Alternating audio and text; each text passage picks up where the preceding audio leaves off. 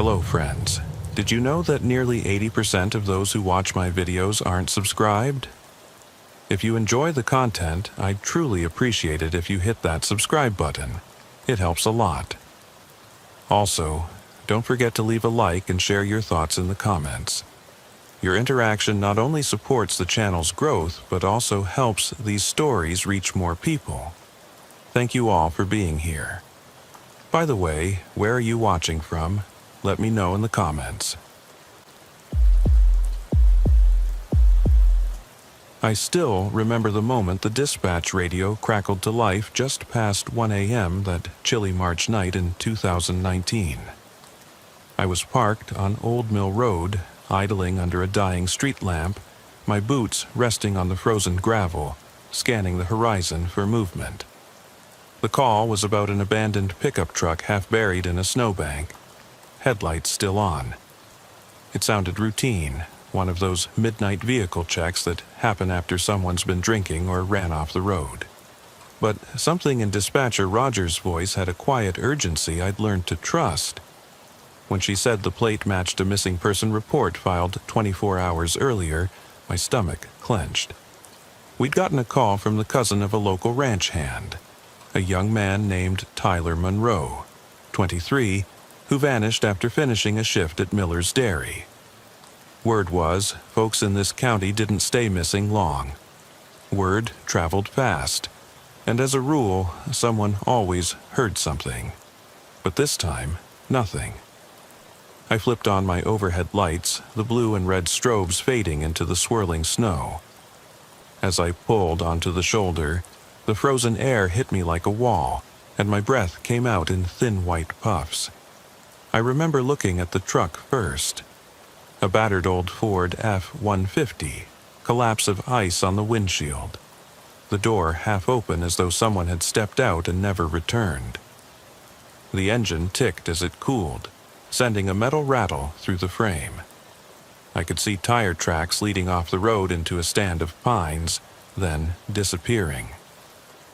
My hand hovered over the radio mic while I stepped toward the passenger window, flashlight raised. The beam caught distorted smudges, mud and dried blood, dripping down the seat. Dispatch, this is 374. I have a 1023 on a pickup matching the missing Monroe. I'm starting a perimeter and heading into the pines on foot. No one answered, but I heard Rogers' soft click in my earpiece, so I took it as acknowledgement. My convictions about night patrols weren't just procedural. After 11 years on these rural roads, I'd seen how quickly the dark could swallow you. The wind swirling, branches snapping, the hum of wind turbines far off in the distance, choking out all other noise. I holstered my 9mm, grabbed my sidearm flashlight, and followed the tracks into the woods. The pines were thick, their skeletal limbs coated in frost that glittered under my beam. Each step was a crunch of brittle needles and ice, like walking on broken glass. I could feel my heart thudding in my chest, not from fear. Fear was old news by then, but from the anticipation of what I'd find.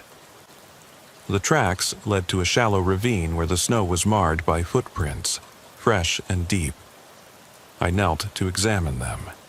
One set was booted, the other barefoot, toes splaying in the slush, leaving a trail toward an abandoned barn maybe 200 yards deeper into the woods. I radioed in my coordinates, tapped into the patrol car's heat to warn backup I might need it soon. As I approached the barn, the full moon peeked through the clouds, illuminating the jagged tree line and making the pine trunks cast long, distorted shadows.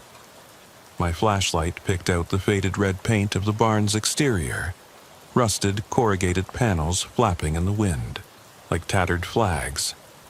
I noticed the door was ajar by a few inches, just enough for a person to squeeze through. Without knocking or announcing myself further, I pressed my back to the cold wood, eased the door fully open, and stepped inside. At first, it was just the smell of hay and rot, the way fresh droppings of horses lingered alongside the decay of old timbers. My beam fell on empty stalls, old tack hanging on rusted nails, broken feed buckets on the ground. I cleared my throat and called out, "Tyler?" "This is Deputy Ramirez. I'm with Clearwater County Sheriff's Department." Only my voice echoed back, swallowed by the cavernous space. I moved further in, flashlight cutting through the darkness, my footsteps muted against straw and rotted planks. There was a makeshift cot in the corner, wrapped in a tattered blanket. Empty. A scrap of paper lay on the floor nearby, part of an old farm ledger turned over. On it, scrawled in pencil, 12-3-32, beneath a crudely drawn triangle inside a circle. My breath caught. That same symbol had turned up in a dozen houses I'd inspected since the Carson case 18 months earlier. My entire career, I'd been chasing shadowy leads, cases of break-ins with no forced entry, footsteps in attics, light bulbs unscrewed, objects moved. And always that symbol carved into floor joists or scrawled on basement support beams, a marker of some hidden existence. Now here it was, blacked out by decades of dust. I raised my flashlight and saw faint footprints leading from the cot toward the back corner of the barn, where a wooden slat was warped. With my pistol in my other hand, I pried at the edge of the slat. It gave way to reveal a crawlspace choked with cobwebs and broken glass. My radio crackled. "Dispatch, need 10:55 to 10:56 12 o'clock position. Possible person in distress down here." I slid into the crawlspace, the cold biting through my uniform as I advanced on my stomach. The darkness was complete until my flashlight found a low wooden door, partially hidden behind rotting sacks of feed. The wood sagged, barely clinging to its rusted hinges. I nudged it open and found myself in a narrow chamber, walls of stone and warped plywood, low ceiling that scraped my jacket when I stood. The air was thick with mildew and something else, the sickly sweet tang of old blood. I swallowed and breathed shallow as I moved deeper, the beam crossing discarded food wrappers, a half-empty water pick bottle, and then boots. One pair, size 10, covered in mud, no movement. "Tyler?" My voice came out rougher than I intended. No answer. I pressed forward, and my light landed on a shape huddled against the far wall. His eyes were wide, dark with panic, shoulders hunched. He was naked from the waist up, arms wrapped around himself, filthy, his ribs visible through sallow skin. I strode forward, heart hammering. The last thing I wanted was for this kid to die of exposure. Before I could reach him, a low groan echoed from deeper in the crawlspace. Movement in the darkness, faint but deliberate. I called for backup again, narrating every step. When my beam hit the corner, I saw a second figure. A tall man, silhouette lean, standing motionless, watching me. He wasn't wearing a coat, even after hours in that cold. He was bare-chested, skin smeared with grime. His face was blank, eyes unfocused, lips twisted in a half-smile. Behind him, carved into a wooden post, was the same triangle and circle symbol, deep enough that decades hadn't eroded it. I stepped back, pulling my service pistol from its holster. "Freeze!" my voice echoed, bouncing through the cramped tunnel. The man tilted his head, like a predator savoring a new scent. He didn't move when I shouted, "Come out with your hands up." Instead, he raised one hand slowly toward the wall, traced his finger over fresh scratch marks carved into the stone, like directions. I glanced around, a second hidden door sealed by a rotting plank. He pivoted, pressed on the wall, and the panel slid open, revealing another shaft of darkness. He shrugged and stepped into it. The boy, Tyler, started crying, tears cutting dirty trails down his cheeks. I holstered my pistol and scooped him up, wrapping my coat around his shivering frame. We climbed out into the barn, and Tyler whispered, "He said he'd come back for me."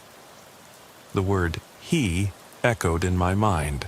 Not Harold Carson, who'd been dead 40 years, but a disciple, another watcher following in those old blueprints. I locked down the crawl space, kept Tyler warm in my arms until backup arrived. 4 deputies in tactical gear, flashlights cutting through the gloom, rifles pointed at every corner. We brought Tyler to his feet, wrapped him in a thermal blanket, and escorted him to the ambulance waiting on the road. When I asked him what happened after the truck spun off the road, he only said, "I heard footsteps, then it went black. When I woke up, I was in the dark with him staring at me through the hole. I stood alone in the barn afterwards, radio silent, flashlight in hand, waiting for Detectives Rogan and Myers to arrive." I closed my eyes and took a breath, listening. Aside from our boots and the wind rattling the barn's eaves, all was quiet. Yet I could almost imagine the shadow of that watcher, just beyond the beam, watching me now, its eyes hidden, its breath steady. I thought of the ledger page dated 1932, the same year Harold Carson completed the barn's foundation. I thought of the houses we'd sealed off, the closets we'd destroyed, the walls we'd torn open. It seemed we were getting nowhere. How many more of these watchers had been trained, each passing the torch of hidden observation to the next? I stepped outside into the swirling snow, pulled my collar up, and walked to my cruiser. The headlights hit the open field beyond the barn, where the moon made the drifts sparkle like broken glass. In the distance, a lone farmhouse sat dark, its windows empty, its foundation a mystery. I felt my phone buzz in my pocket. It was Rogers, checking my welfare. I answered, my voice low. "I've got him safe." But we found another one. I gave her the location, then switched off my flashlight and climbed into the driver's seat. As I started the engine, I kept staring into that farmhouse, watching the wood siding fade in and out of shadow. I had to drive back to town, drop off Tyler at the hospital, submit my report, and be ready for the dawn shift. But all I could think about was going home, pulling the bolt on my front door, and staring at the walls of my own house, wondering if I'd overlooked a seam, a hollow space that conceals a watcher. I pressed my boots against the brake and pulled the truck off the snowy shoulder. With my last glance at the barn, I promised myself I wouldn't let another family fall prey to those hidden chambers. My partner used to say I had paranoia.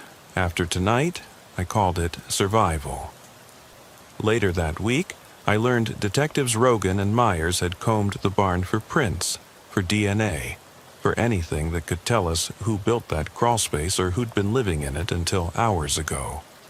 The footprints were faint, worn through by years of dirt and rodents, but there were smudges on the half-melted remains of roofing shingles, enough to match a pair of work boots taken from one of Alan Thompson's known accomplices, another man named Carson, distant cousin of Harold, who'd vanished in '85 after his wife reported him missing.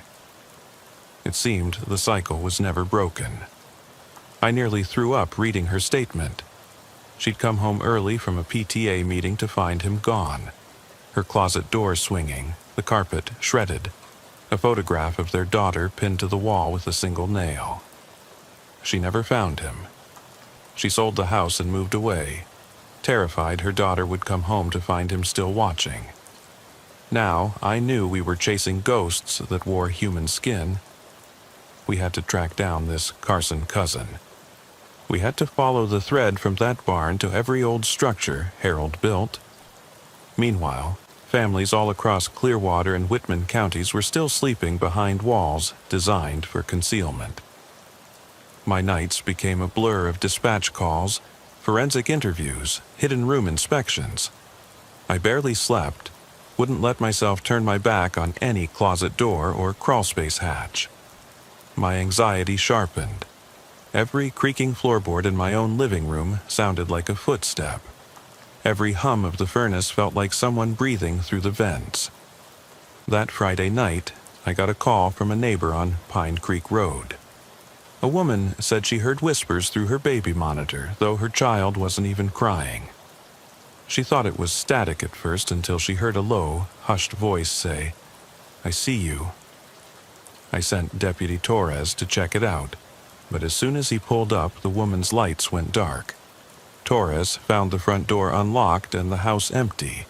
No sign of forced entry, no footprints in the garden. All he found was a pencil sketched on a post in the baby's room. A tiny triangle inside a circle drawn under the crib. I met Torres there at 11:45 p.m., blinking under the porch light that stuttered threateningly. We went inside with our lights cutting through the darkness. In the nursery, the wooden floor was polished, dustless. The crib was empty, mattress covered in fresh sheets. But in the corner of the room, where the baseboard met the floor, the paint was chipped, showing a seam. I knocked my flashlight against it and felt a hollow sound. I lifted the plank, and the hollow space behind it gave way to reveal a narrow passage. My pulse raced as I called for backup.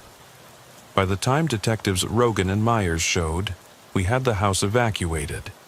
The crawl space was bigger than I expected. 6 feet long, about 3 feet high, walls of warped plywood and old insulation, dusty bits of insulation hanging like cobwebs. I climbed inside, the wood splintering beneath my weight. My flashlight caught against a bundle of wires leading to a crude camera lens buried in a gap above the baby monitor. I traced the conduit down to a small monitor resting on an overturned bucket in the corner, flickering with grainy images of the nursery. Nearby was a cardboard box marked EM71819, the mother's initials and date of her baby's birth. Inside were photos of the family, birthday parties, backyard barbecues, Christmas mornings. Someone had collected every moment and stored it here. Then I heard a faint scuff behind me, like someone sliding across plywood. I spun around, beam hitting nothing but darkness. "Come on out, we know you're in there." My voice shook, but I held the beam steady until I saw movement. A flash of brown hair, a shoulder. A slender figure crawled toward me, shirtless, arms thin but surprisingly strong, face hidden under long hair. He pressed his face against mine, breathing in my ear. The stink of stale sweat and something coppery like blood filled my nostrils.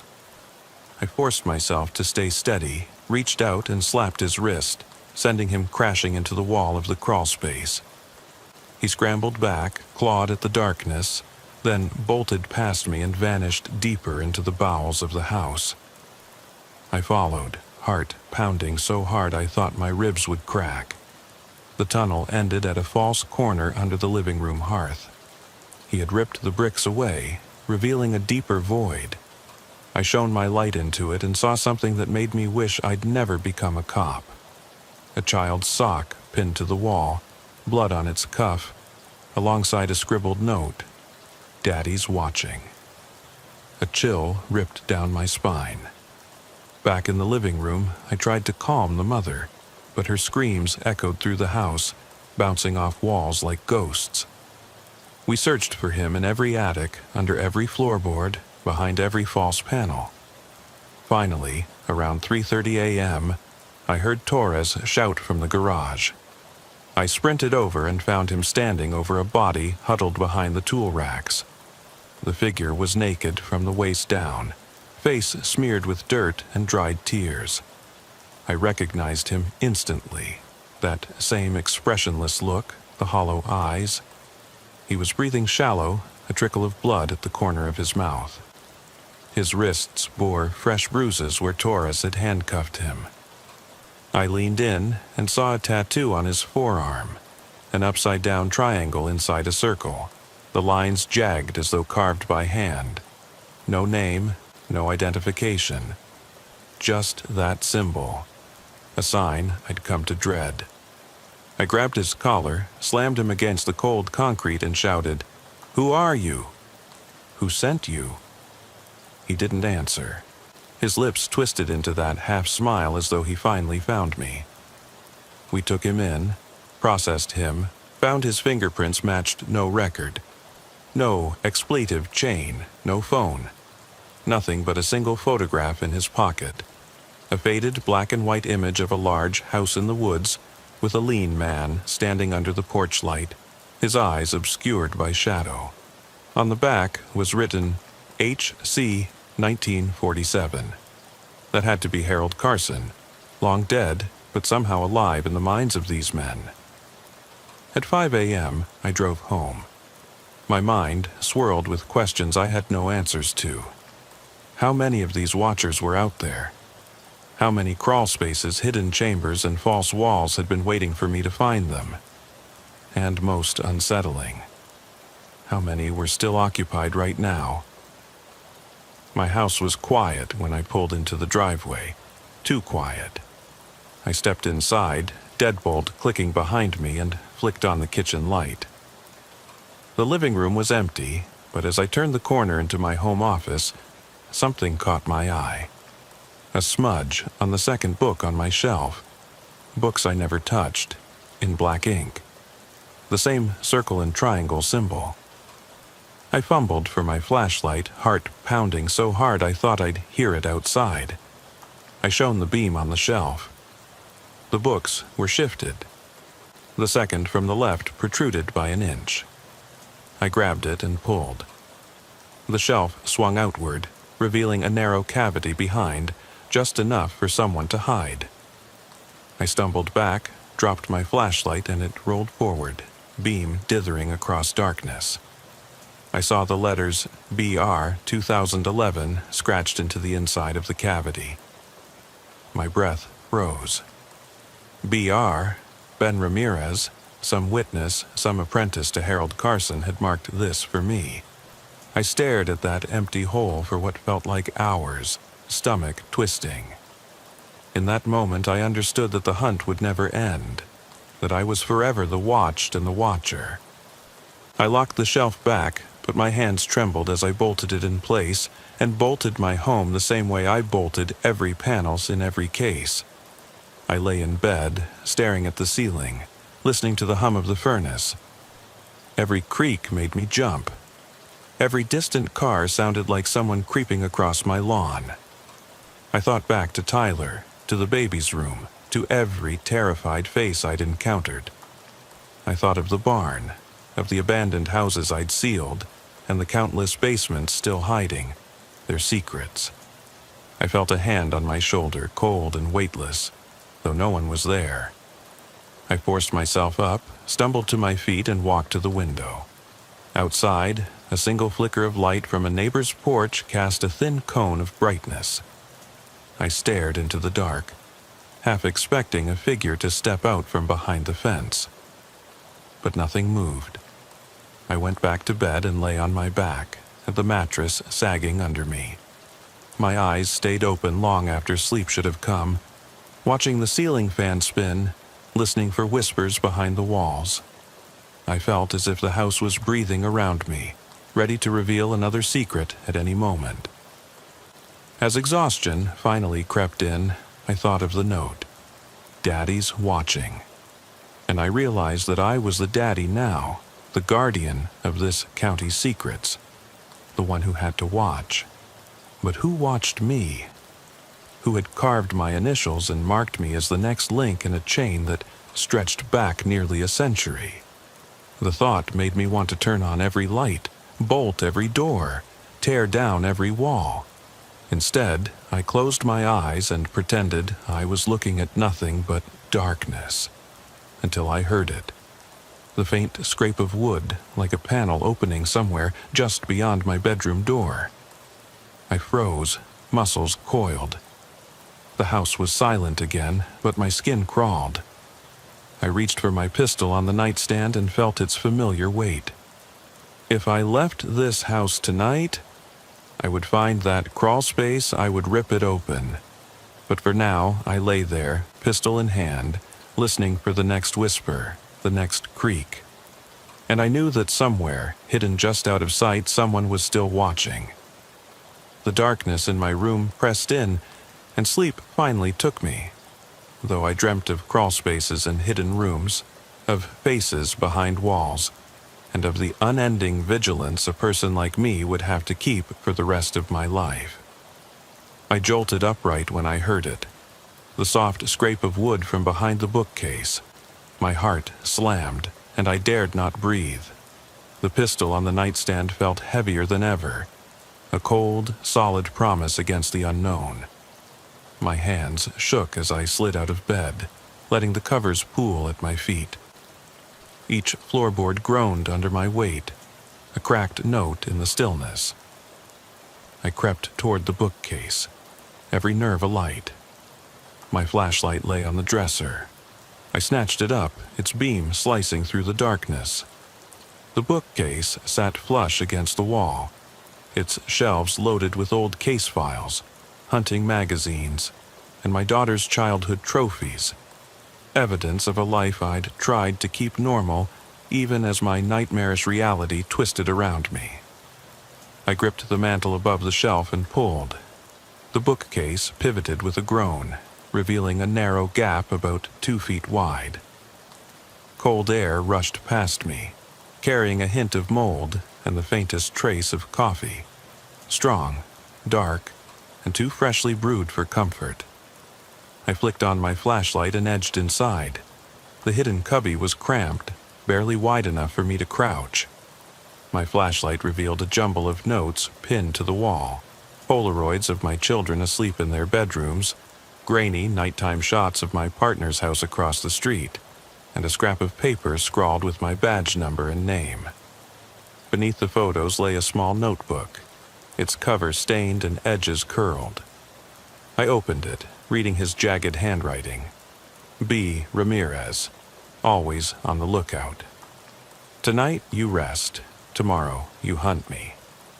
My skin crawled, and I stepped back out of the cubby. I rattled the bookcase shut and relocked it, my fingers fumbling the latch as adrenaline coursed through me.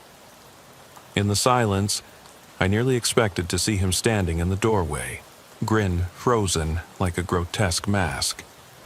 For minutes, I stood there, chest heaving, listening to my own heartbeat and the distant hum of my teenager's video game drifting from his room. I whispered, "I'm here, buddy. Safe." But that reassurance felt hollow. I'd traded one watcher for another. In my own home, a place that should have been refuge, the walls now felt like prison bars.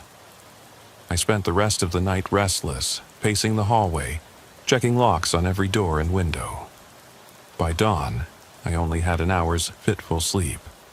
My partner, Deputy Torres, found me still half-dressed in uniform when he stopped by for coffee. His eyes widened as I explained, voice clipped and frantic. "We need to lock down the house, rotate patrols. No one sleeps here tonight," I told him.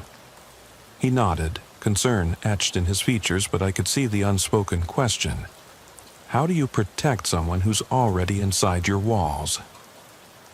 I left Torres to watch the house and headed to the station, arriving at 7:15 a.m. The smell of burnt coffee and half-cold donuts greeted me.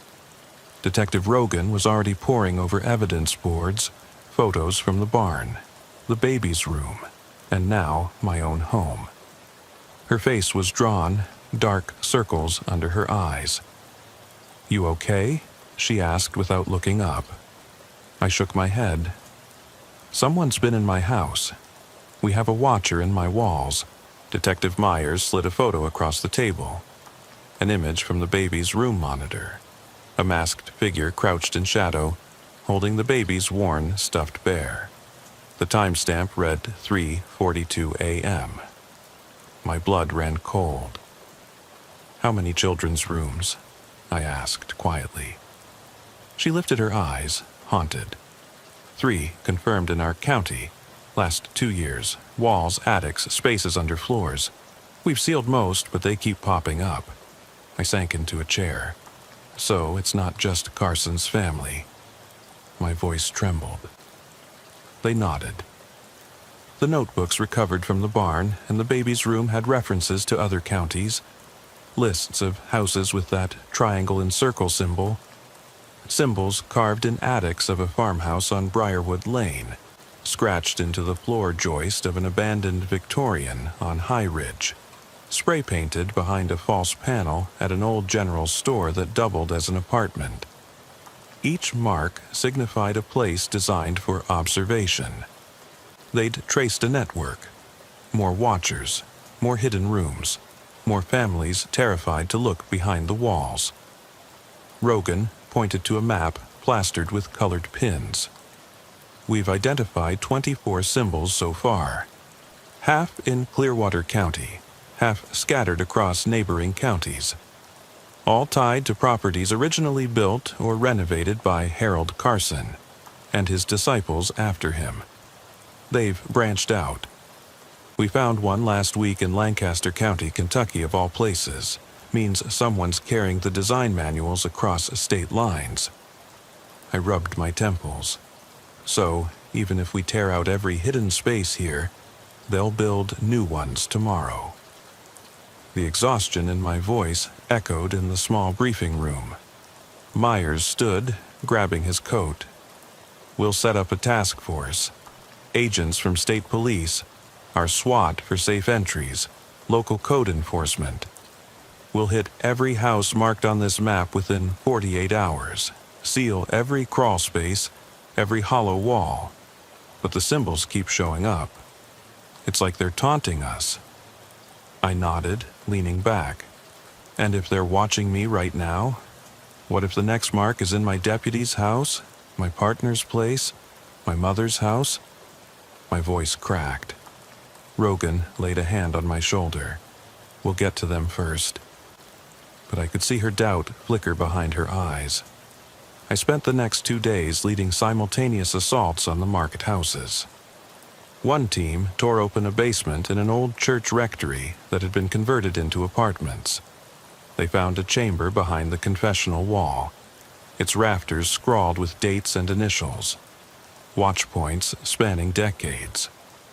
Another team broke through the attic floor of a 1950s ranch house, uncovering a tangled nest of wires feeding to a hidden DVR and camera lenses aimed at the master bedroom. Each find drove me deeper into paranoia. Every old house in this county seemed like a ticking time bomb.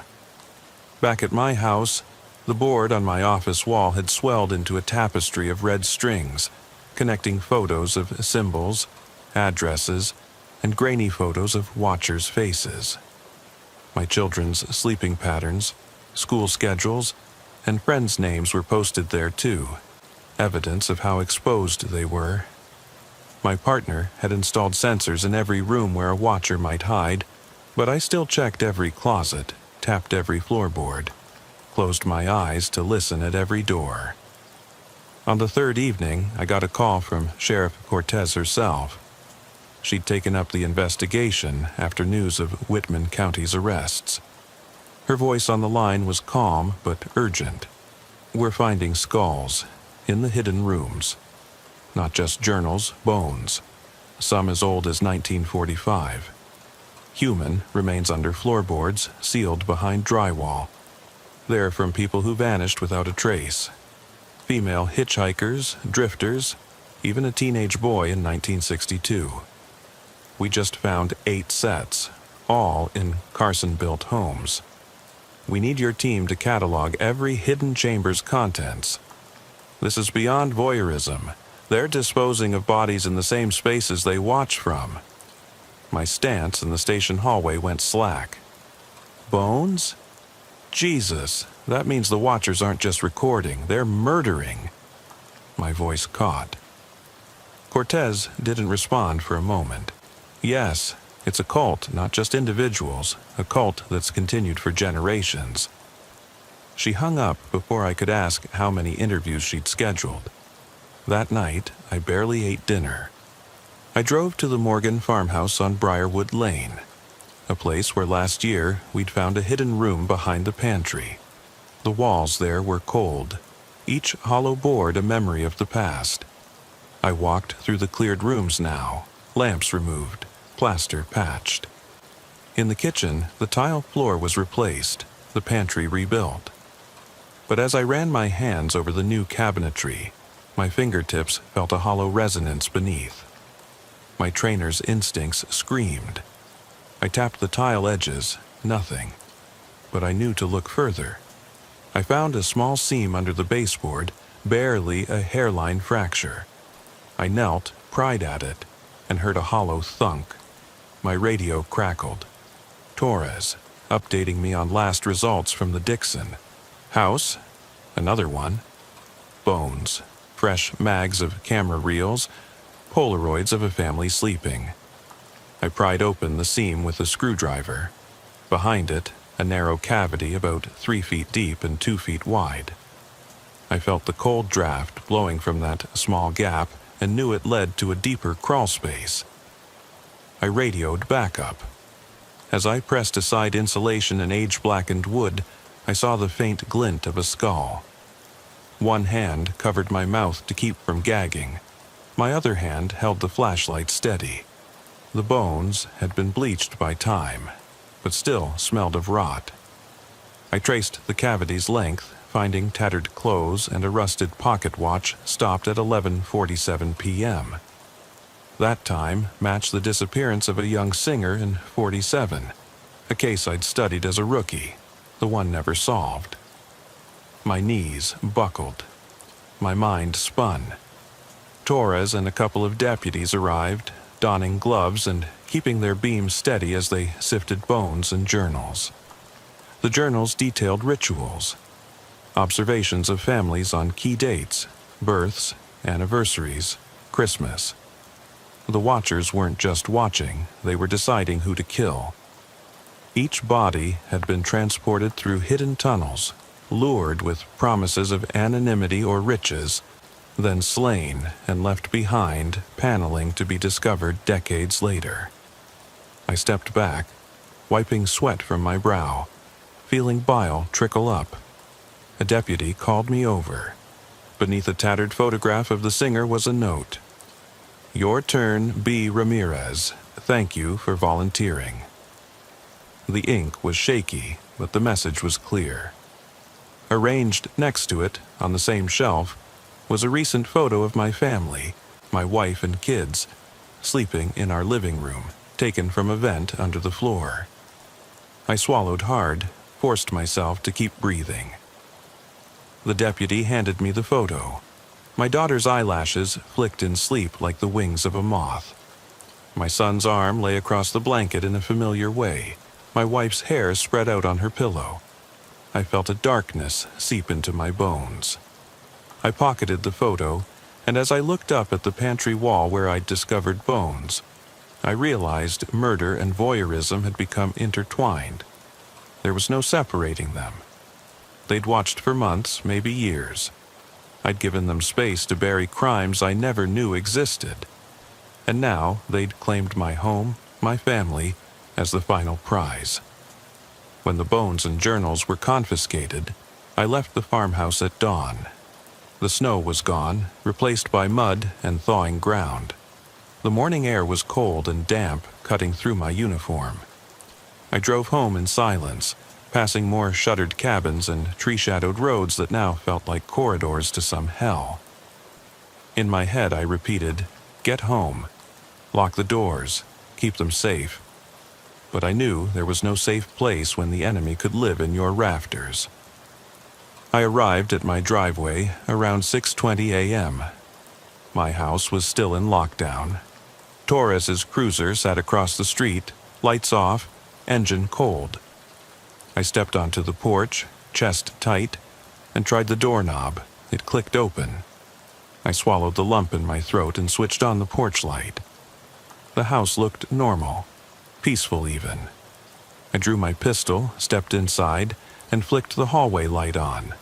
The air was warm, smelled of last night's dinner, spaghetti sauce and garlic.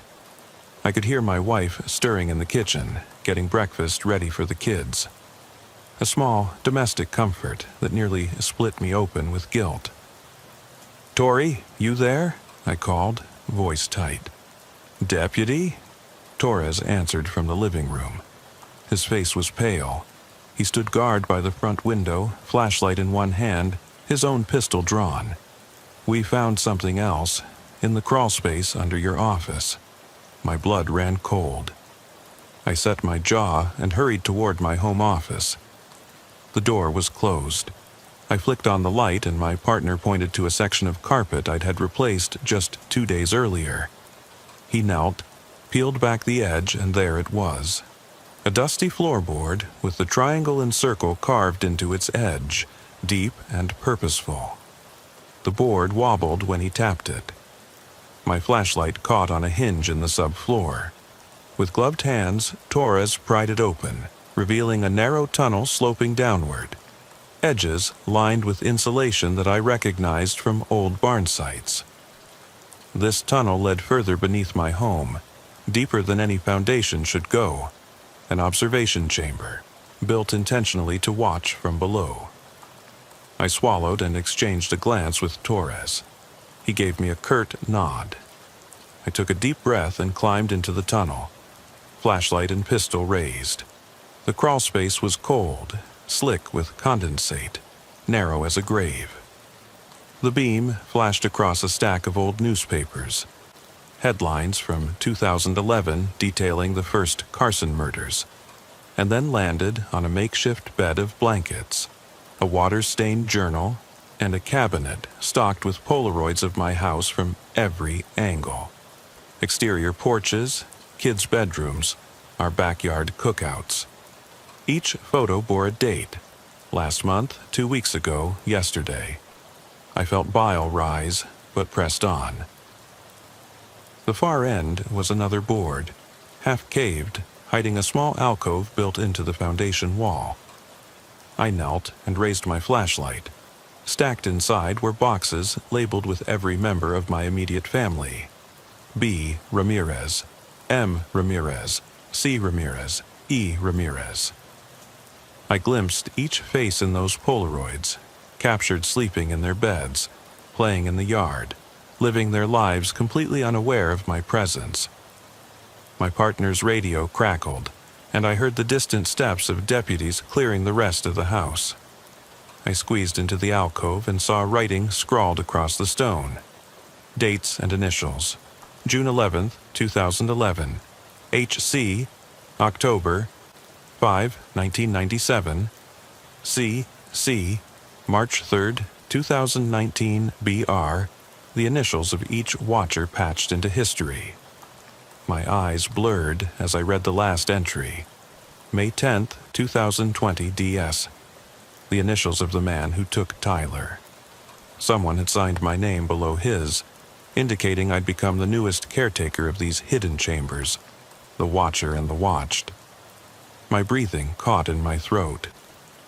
If I tried to remove the board to collapse the tunnel, I knew another would be built somewhere else. They'd anticipated me. They'd studied me. They'd learned how I move, how I respond. And now, they had my family's schedules memorized. My wife and children danced in the weak glow of my flashlight. My daughter's first-grade picture, my son's soccer match, my wife's smile at our wedding, pinned to the wall as reminders of what I fought to protect. A low hum from the house's wires, my earpiece crackled. Torres's voice, "You good?" I swallowed, forcing steadiness. I need to get to my family.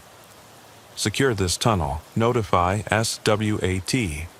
My voice trembled, but I lifted myself from the alcove and started the crawl back to my office. As I climbed out, I glanced back at the boxes and photos, realizing two truths. First, there was no end to this unless every hideaway and every Carson-built structure was discovered, sealed, and destroyed, an impossible task. Second, I would never again feel safe behind any door or wall.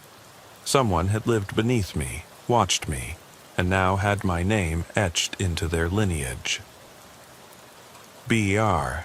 I was part of their story. I sealed the hatch behind me, leaving my mind's eye on that alcove and the faces in those photographs. Outside, the sun crested the horizon, casting pale light through my windows. My children were now awake, pressing faces against the glass, seeing me in uniform. My wife rushed over, worry in her eyes.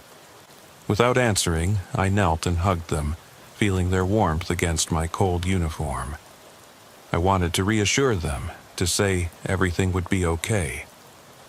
But the echo of that hidden tunnel and the names on the wall rattled through my mind. I whispered, "I love you," holding them tight, knowing that as long as any walls remained standing, as long as any floorboards remained untested, our lives were already written in ink yet to dry. My family looked at me for answers, but I had none to give, only a promise to try. Later, when I lay in bed that night watching my wife drift to sleep beside me, my thoughts spun with evidence boards, photographs, and symbols. My eyelids closed, but sleep came fitfully. In the early hours, I dreamt of the crawl space, of the alcove filled with pictures of my life. I woke to the faintest scrape, wood against wood, coming from the hallway. My pistol lay on the nightstand.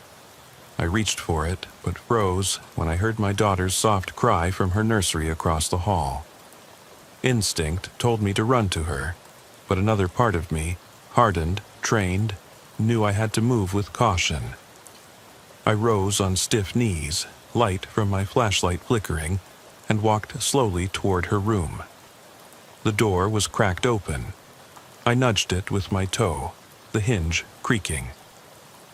The room was lit by the pale glow of the hallway light. My daughter's crib was empty. No crib sheet rumpled, no teddy bear clutched in her arms. My pulse quickened. On the carpet next to the crib lay a Polaroid, her new school picture taken just yesterday. On the back was scribbled, "Daddy's turn was yesterday. Tonight I claim hers." I sank to the floor, clenching the Polaroid in trembling hands. My flashlight wavered and died. In the darkness, the whisper of movement came from behind the crib. I forced myself to stand, pistol raised, voice low. "Show yourself." Silence. Then, a soft, deliberate giggle from the corner, followed by the shuffle of bare feet on carpet. I shouted again, advancing. "If you want her, take me instead." The giggle turned into a quiet hum, like a lullaby sung off-key. I swung the beam toward the sound, and in that instant I saw it. The faint outline of a man stepping out of the shadows. Lean, gaunt, hair matted, eyes glowing as if lit from within. He held a thin silver key engraved with the symbol, a triangle inside a circle. His lips parted, revealing a smile that was all teeth. I fired once. The shot echoed, ricocheting off the nursery walls.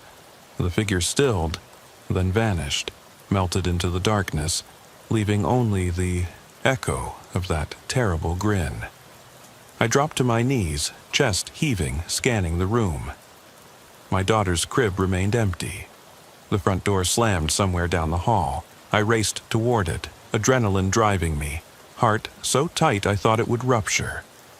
When I reached the foyer, the door was ajar, icy air rushing in. Snow had begun to fall, drifting in to swirl around my boots. Footprints led away, fresh and deep. One set booted, the other barefoot.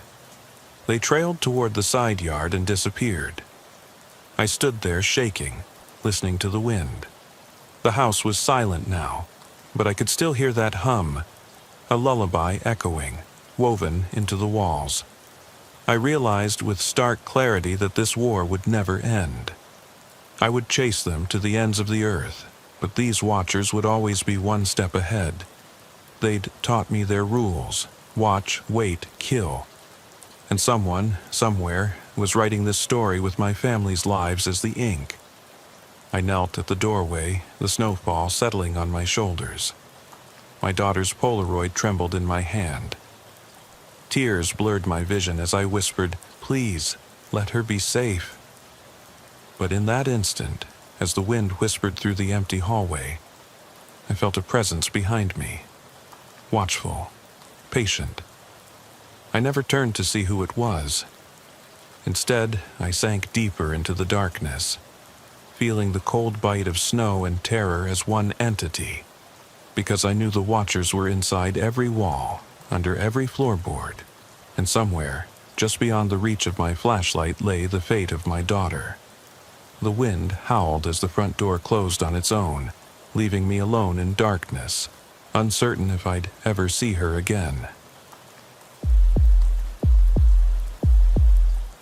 I still remember the chill that struck me when Dispatcher Rogers spoke my name into the radio just after 1 a.m., that frigid March morning. I was parked on Old Mill Road, engine humming low, boots pressed into frozen gravel, scanning the black horizon for signs of trouble. The call sounded routine. A beat-up Ford F-150, headlights on, half buried in a drift on Highway 82.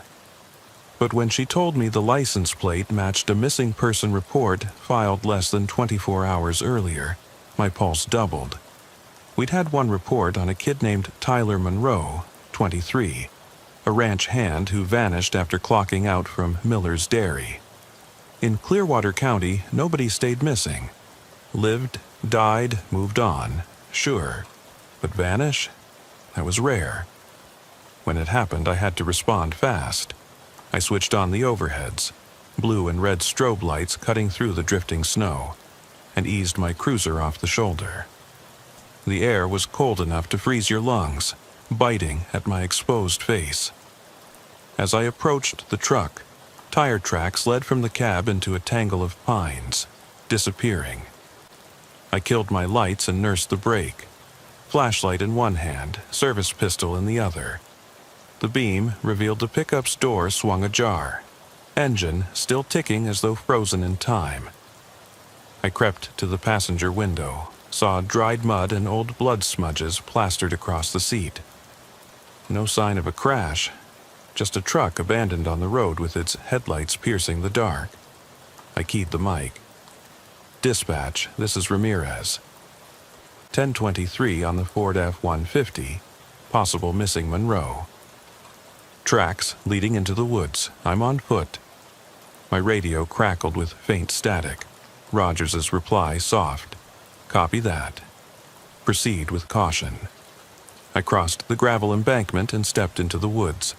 The pines loomed overhead, their branches coated in rime, bending under the weight of ice.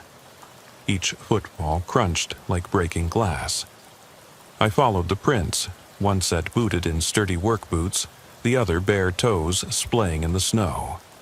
My breath came out in thin clouds, stingy and slow.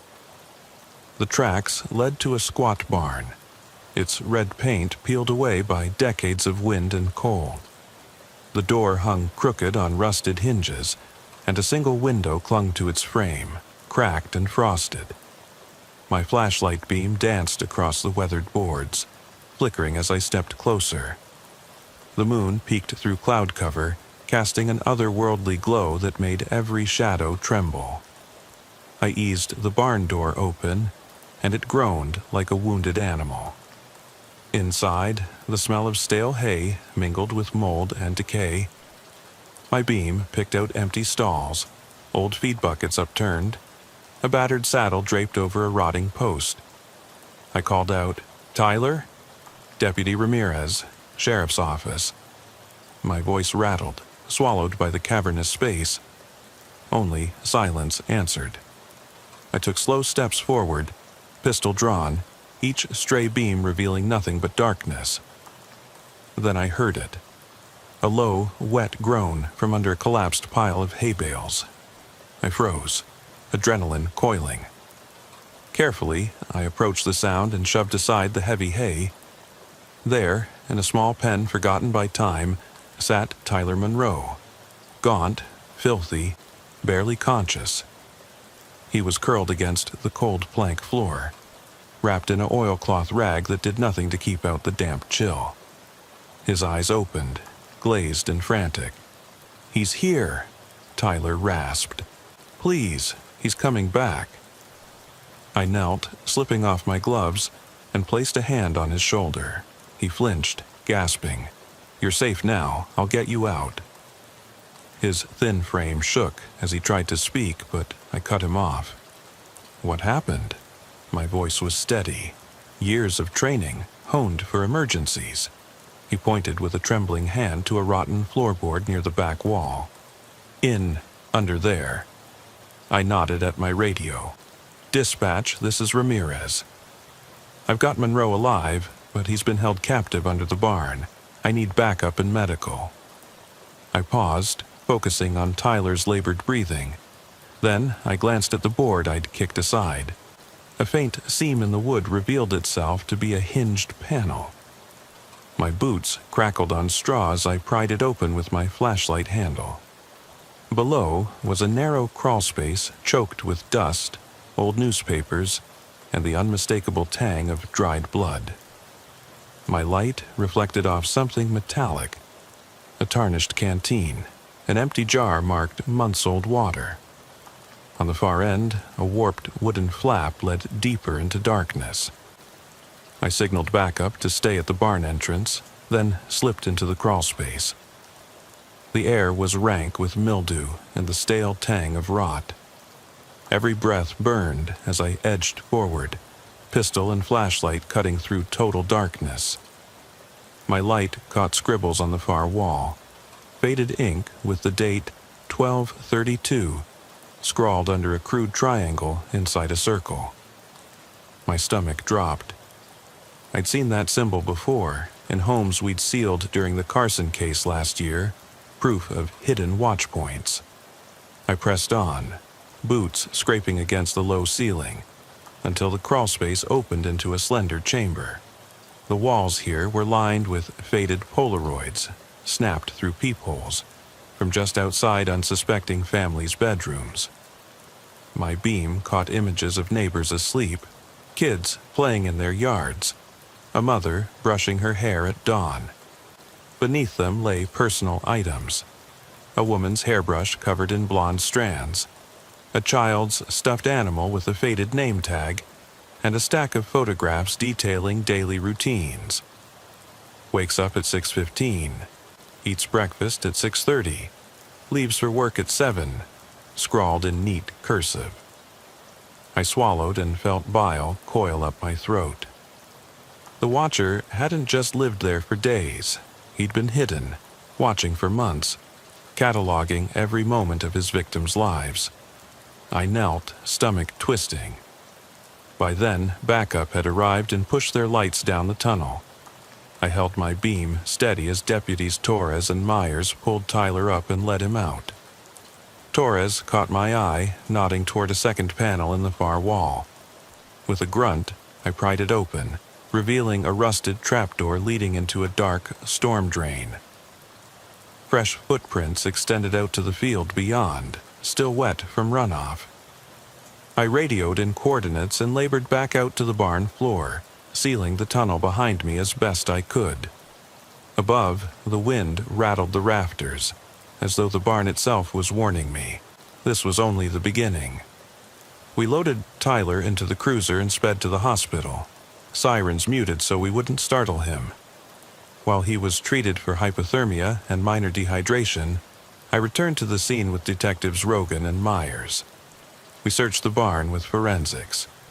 They found more Polaroids under rotting floorboards, images of farmhouses across Clearwater County, each marked with that same triangle and circle symbol carved into attic rafters and behind cupboards. It was a network, a twisted, generational blueprint of hidden chambers built by Harold Carson and his disciples. That evening, back at the station, I sat in an interrogation room, cleaning off my sidearm, mind racing through timelines.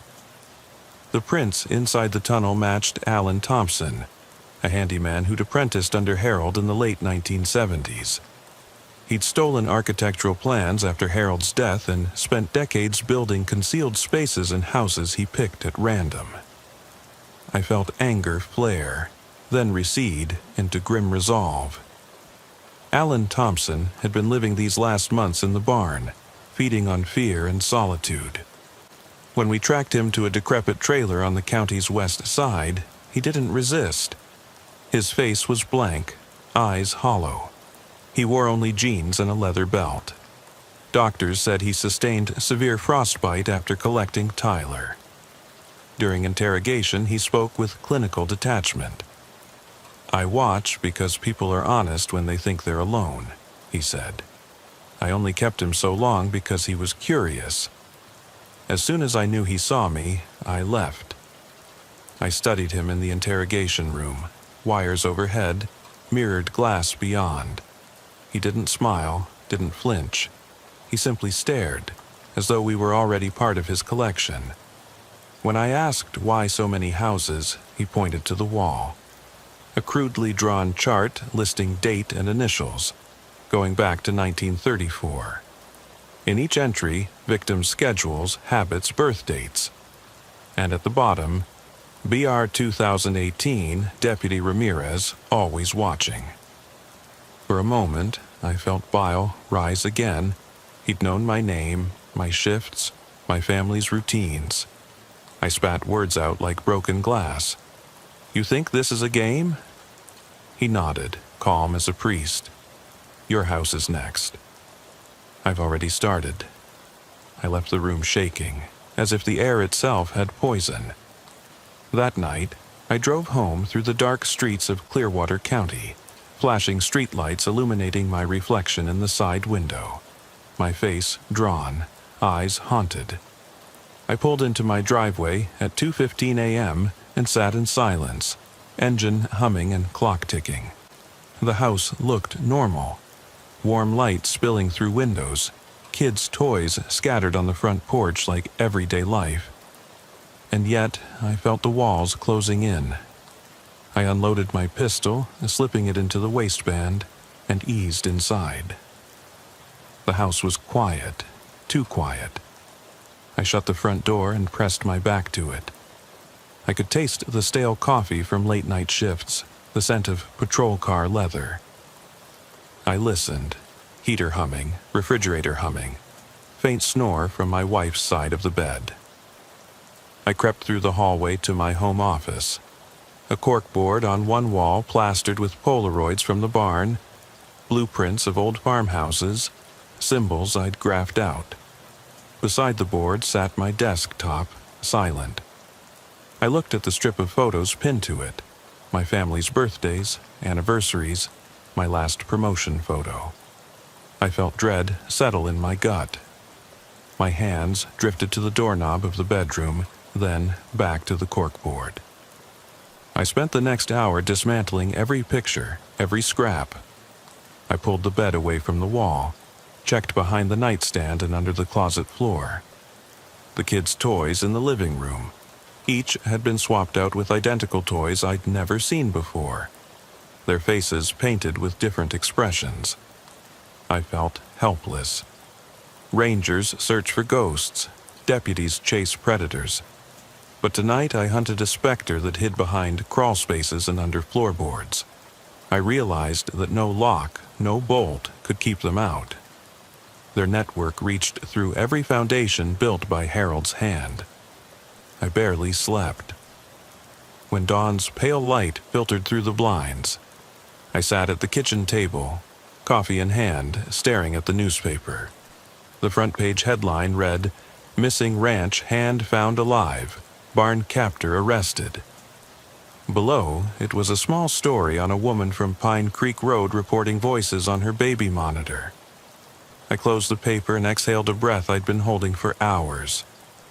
My partner, Torres, arrived with donuts and half-dried eyes. He sat across from me, silent until I asked, "What did the Pine Creek house show?" He placed a dozen Polaroids on the table. Grainy images of a nursery, a toddler's bed, and a closet door cracked open with someone's silhouette just beyond. I recognized the date on the camera feed, 3:42 a.m., 2 nights ago. I leaned back, memorizing each face, each scribbled note on the back of the photos. Sleeps at 7:30, uses baby cry noise machine.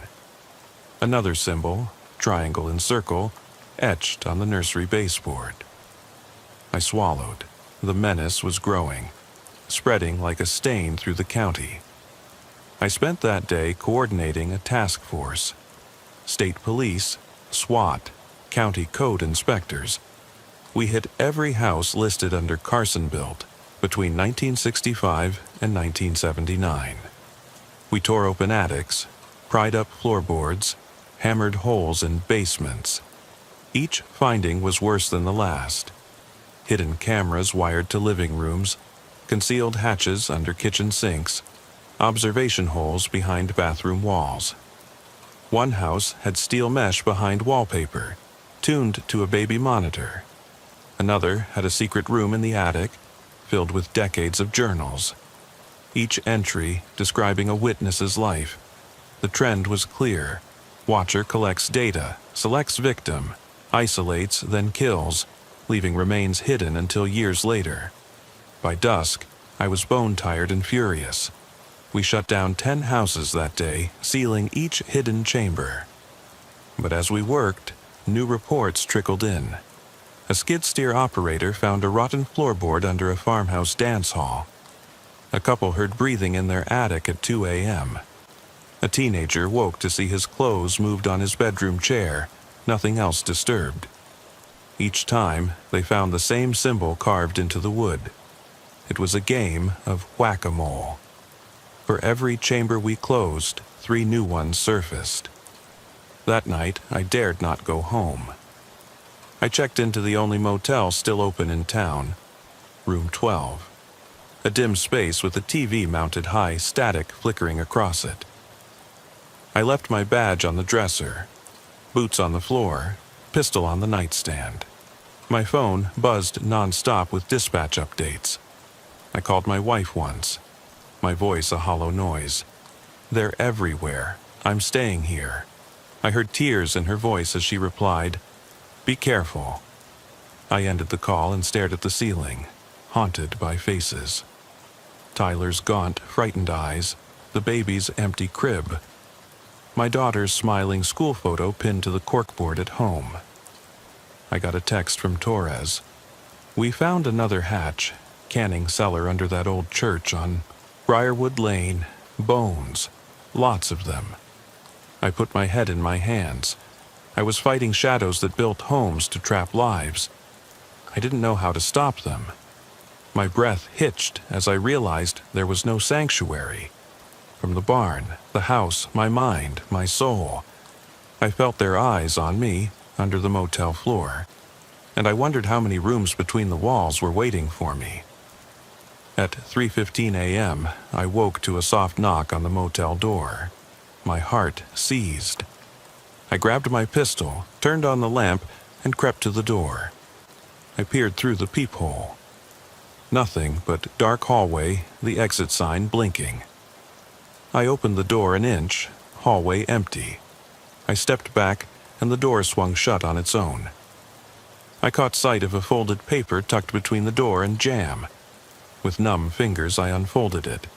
A Polaroid of me, taken from the motel's fire escape, standing at the door with my pistol drawn. Under it, scrawled, "Sweet dreams, Ba-R." My breath caught, hands trembling. I stepped out into the hallway, no one in sight, just the flickering lights and empty carpet. I backed into the room, bolted the door, and slid into the bed, uniform still on, pistol at my side. Sleep didn't come. Instead, I lay there, listening to my own heartbeat echo against the walls, convinced that the watchers were already inside, waiting. At dawn, I would return home, confront the hidden chamber in my office, and face the truth. They never stop, and neither can I. 3 days later, we cornered the Carson cousin, Marty Carson, holed up in that decayed farmhouse on Pine Creek Road. He slumped in a recliner, pistol on his lap, staring at us like we were the intruders. They found a network of tunnels under that house, entire rooms hidden beneath the floorboards, wired with cameras and speakers. On the wall of one chamber, scrawled in blood, "Earned my place. BR's turn." My jaw clenched at the brutality. When I leaned in to read the journals there, I discovered names, dates, initials, decades of victims, each with a story I never knew. Each story ended with them slumped where Marty watched, their last breath muffled by cold stone. I thought I would feel relief when Marty was cuffed. Instead, I felt hollowed out. The network didn't end with him. Detectives traced connections to at least 5 other cells across the region: Wyoming, Idaho, even Southern California. Each built by someone who found Harold's blueprints, who heard his whispers through stolen journals passed down from one disciple to the next. The Watchers weren't limited by state lines. They just needed a house built by Harold, a new apprentice to carry on the work, and they would continue. On my drive home that afternoon, the sky was leaden, low clouds pressed, promising snow. I pulled into my driveway and stared at my house. My partner Torres parked behind me, and we stepped out together, holstered, flashlights in hand. The front door was closed tight. I keyed the radio. This is 374. I'm entering my residence with backup. Inside, the house looked untouched. Kids' Lego sets on the coffee table. My wife's knitting project on the couch. Curtains fluttering in a breeze I didn't hear. We swept room by room. In the living room, I flicked on lamps. Shadows danced across the walls as though alive. I moved toward my home office. Every step felt heavy, as if the air was thick with breath. When I opened the door, I half expected to find a hidden room waiting to swallow me. The desk was arranged in exactly the same way I left it. Laptop open, mug of cold coffee, corkboard still pinned with photos and notes. I taped a piece of evidence to the board, a Polaroid of my daughter asleep in her crib, time-stamped at 2:47 a.m. 2 nights ago. I hadn't seen it before. Torres nudged me. "Check your floorboards." I nodded and knelt by the corner of my desk. My hand trembled as I pried up a fresh strip of veneer, a section I'd sealed myself days earlier. Underneath, a hinge glinted. I pulled it loose, revealing a deeper hole I didn't know existed. The beam from my flashlight landed on a small pile of my daughter's socks, 2 of her favorite stuffed animals, and a photograph of my wife asleep on our bed. I swallowed, my throat dry. Then I heard it. A faint drip of water, like a leaky faucet, but it came from beneath the house. I shone my light into the hole. The crawlspace was narrow, just wide enough for me to see a pile of old notebooks. One lay open, pages full of frantic scrawls. April 5th, 2020. BR crazed. Will break him next. Beneath it, a photograph of my family at our Christmas gathering. I traced my finger along the edge of the photo, a small smear of dust and something darker, like dried blood. My stomach twisted. I climbed back out and slammed the floorboard shut, blocking off the crawlspace more securely than before. I turned to Torres. "They've been here," I said, voice low, raw. "They watched us. They've been living under my house." Blood pounded in my ears. I thought of my wife and kids upstairs, oblivious, trusting that I had protected them. I realized the bed we slept in was a lie. We were vulnerable, exposed, and the darkness was already inside. I wanted to scream, to tear down every wall in the county, but I knew they would rebuild somewhere else, carve new tunnels under other unsuspecting houses. They would watch, decide, kill, and keep records of their prey. And somewhere, in the blackness of that hidden chamber beneath my office, they were waiting for their next move. That night, I stayed awake in my children's room on the floor beside their beds. My body ached from exhaustion and pain, but I couldn't leave them. I hugged them tight as they slept, murmuring, "I'm here. I won't let them take you." My eyes burned against the gloom. I stared at the dark corners of the room, convinced I saw movements, shadows that weren't mine, At 2:47 a.m., my phone buzzed. A text from an unknown number. "See you soon." My blood turned to ice. I couldn't cry. Tears would make me weak. Instead, I crawled out of the room, pistol strapped in my hand, and walked the length of the hallway to the living room. I had one choice: open the front door and confront whatever was out there. But my feet felt like lead. I turned back. The sight of my children's peaceful faces stopped me. I sank onto the sofa, flashlight in one hand, pistol in the other, and waited for the world to wake up. But I knew when they arrived, they wouldn't knock. They never did.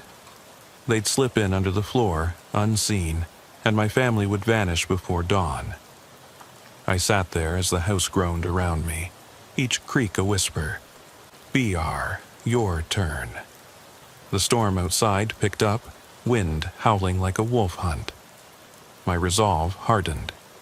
I would burn this house to the ground if I had to, but deep down, I knew they'd just move on to the next one. Because for them, watching was a right, a legacy passed down across 8 decades. And I was trapped in the middle, torn between protecting my family and hunting ghosts that wore flesh. As the first light of dawn crept through the curtains, I realized a truth that would haunt me forever. The Watchers lived inside every wall I'd ever trusted. No lock, no bolt, no patrol could reach them. They were the darkness we all carried, hidden behind every door. And tonight, when the front door creaked open by itself, I understood that the only way to end this was to become as silent as they were, to vanish from the walls, to disappear entirely. But I couldn't leave my family.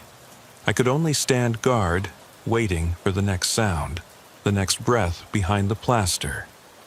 Because in Clearwater County, there was no peace, only survivors, trapped inside houses built to watch, waiting for someone to turn the key. I still remember the way the radio crackled under my ear just after 1 that morning, dispatch calling me out to a pickup truck sitting nose down in a drift on County Road 17. The snow was falling in sheets, each flake clinging to my uniform like a warning. I'd been on the night shift for 12 years, and by then I'd seen more abandoned vehicles than I cared to count. But when Dispatcher Rogers read me the license plate, I felt a chill beyond the cold.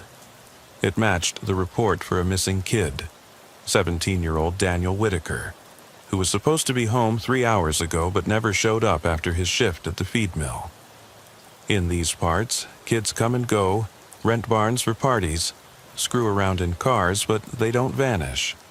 Not overnight, not in the dead of winter, not without leaving some sign behind.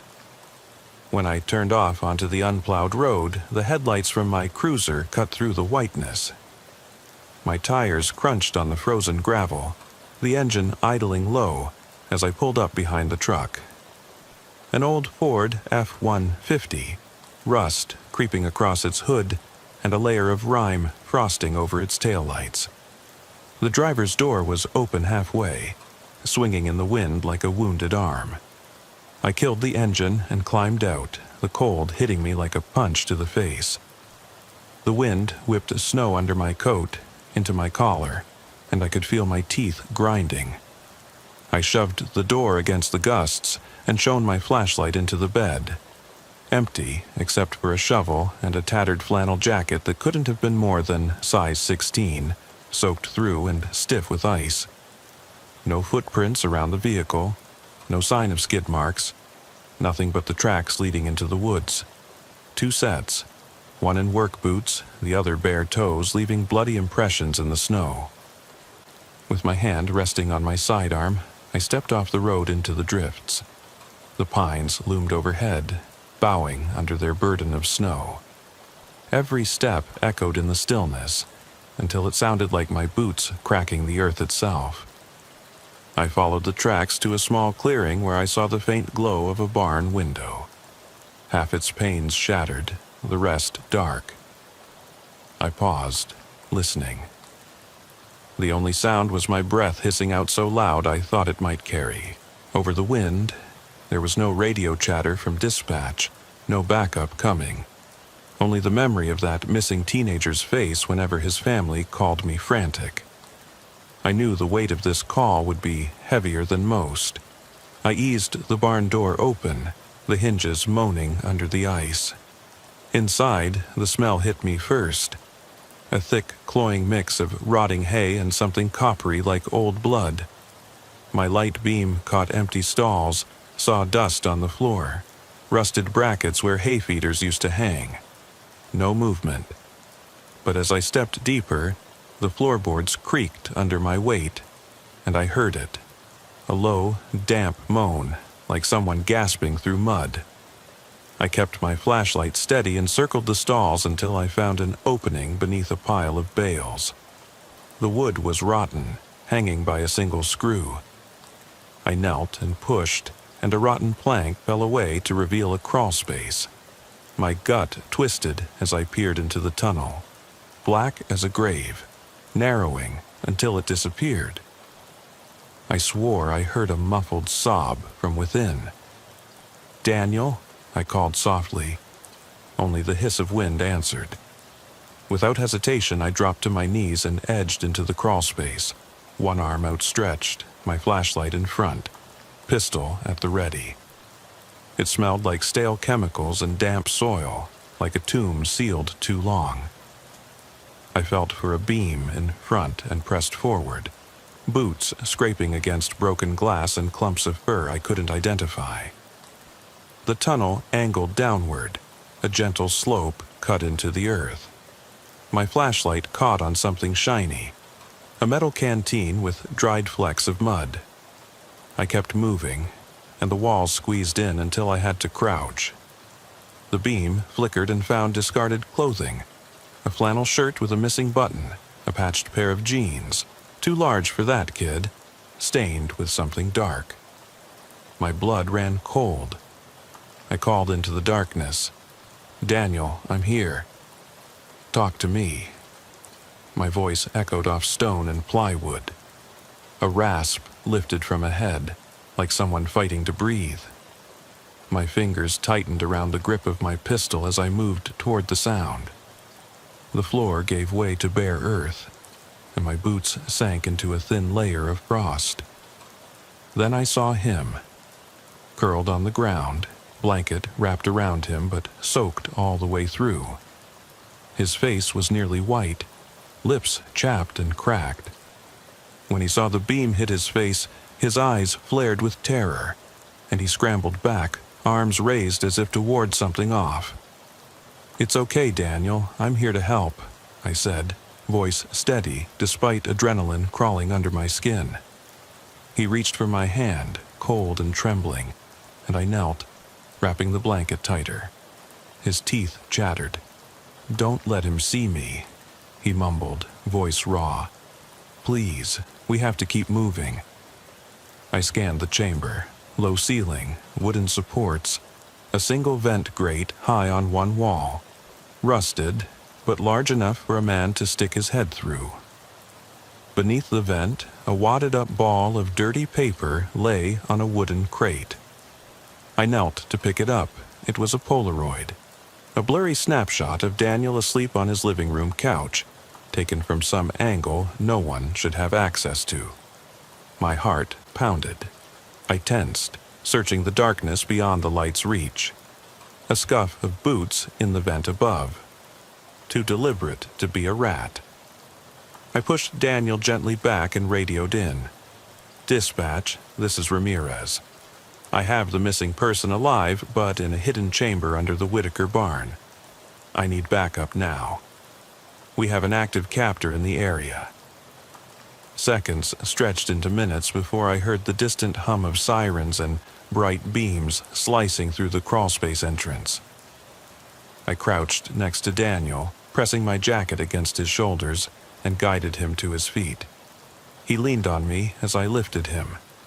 The tunnel was only wide enough for us to shuffle out single file, and with each step I felt the wall tremble beneath my elbow, as though someone was watching from beyond the wood.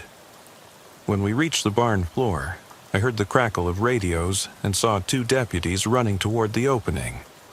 They pulled Daniel free and carried him to the waiting cruiser, where medics were already checking his vitals. I turned back toward the crawlspace as deputies Torres and Myers entered the barn with rifles raised. Within minutes, they emerged, dragging a man whose shoulders slumped under a torn jacket. His eyes were wild, and he hissed as they shackled him.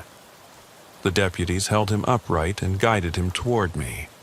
He was gaunt, pale, with long dark hair matted to his scalp, and his boots were caked in mud and frost. He didn't struggle. He simply stared ahead as though resigned. I felt a wave of anger and pity wash over me. He'd kept that boy down there alone all night, maybe longer, and for what reason? I radioed for the forensic team. As they swept the barn, I noticed symbols carved into the wooden beams overhead. A triangle inside a circle, scorched into the wood. I knelt to inspect one.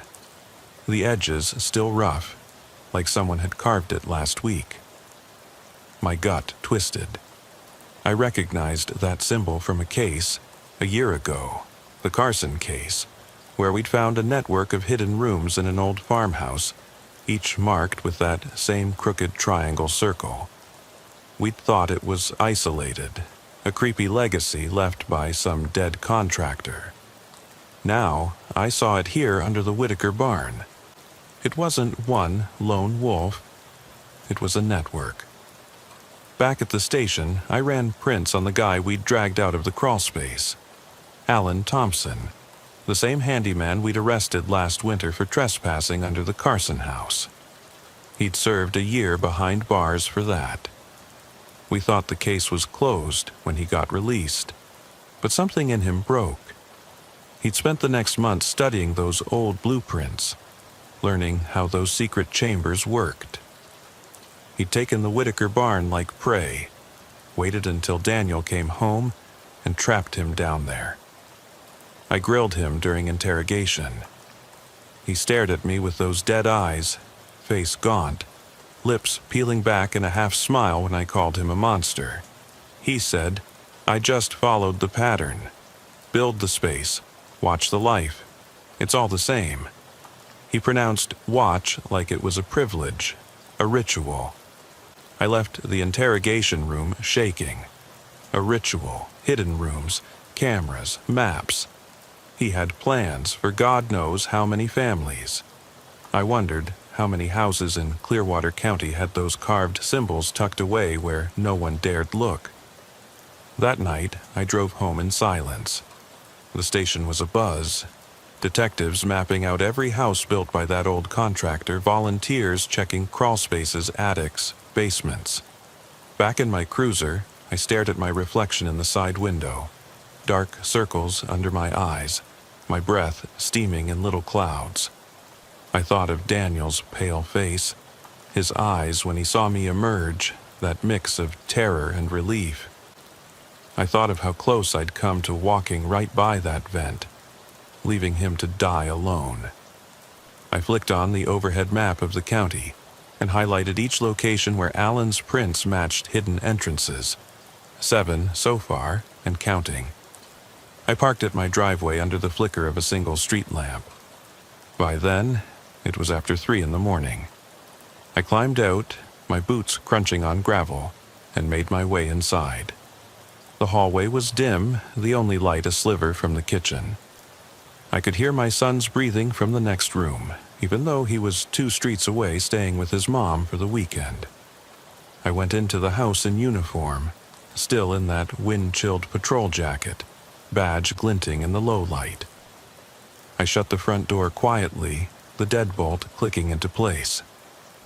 The house was silent, too silent, like the calm before a storm. I moved to the living room and flipped on a lamp. Then I moved to my office where I kept the corkboard full of Polaroids from various scenes. Daniel under the barn, the baby monitor house on Pine Creek Road, the closet hatch in the Morgan farmhouse. I stared at them, seeing faces frozen in fear, love, innocence.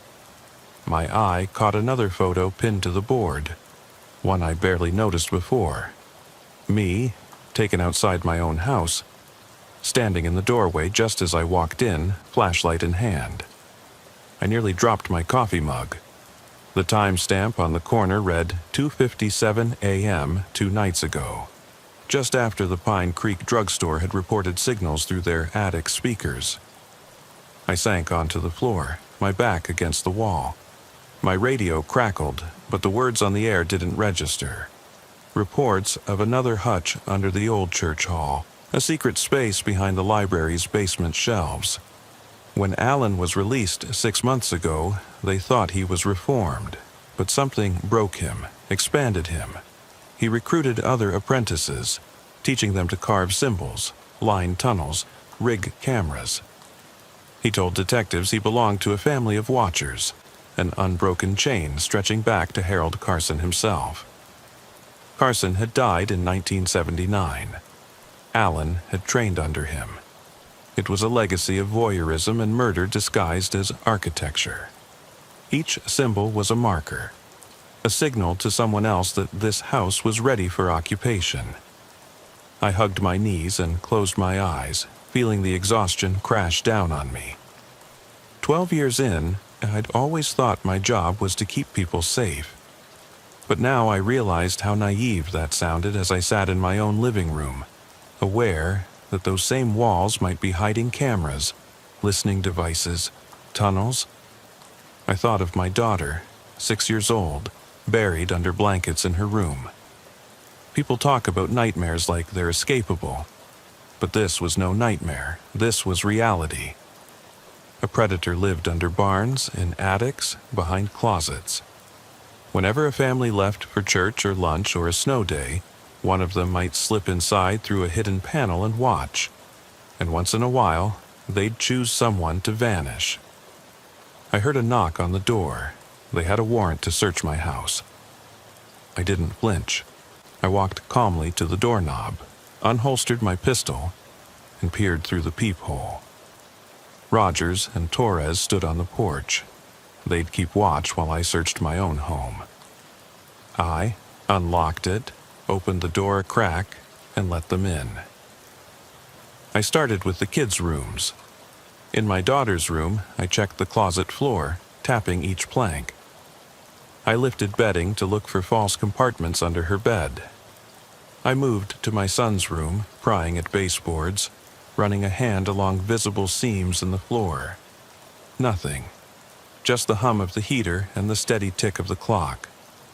We swept the living room, the kitchen, the hall, no hidden spaces. But I felt eyes on me, my own mind conjuring tunnels where none existed. In my office, I pushed on the walls, tested edges of the paneling. My heart pounded when I found a seam under the built-in bookshelf. The wood was freshly painted, but not enough to conceal the gap. I pried it open and discovered a narrow crawl space the width of my shoulders, sloping downward. I sucked in a breath. Torres saw me stiffen and called out, "We got you, Ramirez." My hands trembled as I pulled my pistol back into its holster. My voice came out flat. "I'll handle this." I dropped into the crawl space, crawling on my stomach. The walls were cold, damp, coated in dust. My light fell on old film canisters, each labeled with dates and initials. WP 1993, JL 2001, DM 2009. Next to them lay Polaroids of people asleep in their beds, pictures that no one should have ever taken. My breath caught when I saw a photo of my wife sleeping, time-stamped from last night at 2:43 a.m. Something moved in the darkness. A faint shift of air, like someone exhaling behind me. I froze, pulse thundering. In the beam of my flashlight, I saw a hunched figure crawling toward me. His face was hidden under a hood, but his boots were unmistakable. Heavy, caked with mud and straw, the same pattern I'd seen under the barn. He moved silently, bare hands reaching for the Polaroids. My training kicked in. I aimed my pistol at his center of mass and shouted, "Stop! Sheriff's Department!" He froze mid-crawl, and I saw his face for a brief second. Gaunt, hollowed eyes, lips parted in a half-smile. Then he turned and sprinted deeper into the tunnel. I sprinted after him, heart hammering against my ribs. My boots scraped the dirt as I chased his silhouette until my flashlight beam illuminated a false panel ahead. He pressed his shoulder into it, and a trapdoor opened into a larger chamber below. I slid in after him. The room was bigger than I expected, 10 feet long, 6 feet wide, with low ceilings like a coffin. My beam revealed scattered belongings. A small cot with a tattered blanket, empty water jugs, and a stack of photos. My kids' baby pictures, our family portraits. Each had dates: September 14th, 2007, June 2nd, 2009, December 25th, Isonsipol. On the far wall, carved into the plaster, was that symbol, the triangle inside a circle, fainter than the ones I'd seen but unmistakable.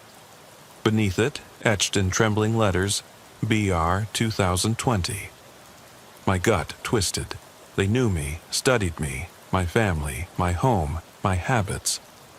The Watcher had been here the whole time, probably listening while I sat upstairs. I heard him behind me, soft footsteps scuffing the dirt, closer. I spun and shouted, "Come out, or I swear I will." My voice echoed, bouncing off the walls. He didn't answer, but I felt his presence just beyond the edge of my light. I edged toward the small opening that led back to the office, but before I could reach it, I felt the beam flicker against something shimmering on the far wall. An array of lenses and wires pointed to a monitor, showing static until it flickered and revealed my daughter's bedroom in real time. I saw her bed empty, the crib sheets rumpled. I felt bile burn my throat. A hand closed around my ankle. I kicked, but my boot connected only with air. My flashlight skidded away, plunging me into darkness. I reached for my pistol, but his weight pressed me down. I screamed out as he yanked me toward the camera setup. My pulse felt like a jackhammer. In the dark, I could hear the soft hum of wires, the faint buzzing of a monitor, and his breath in my ear, cold and raspy. He whispered, "Your turn, BR. You watched them.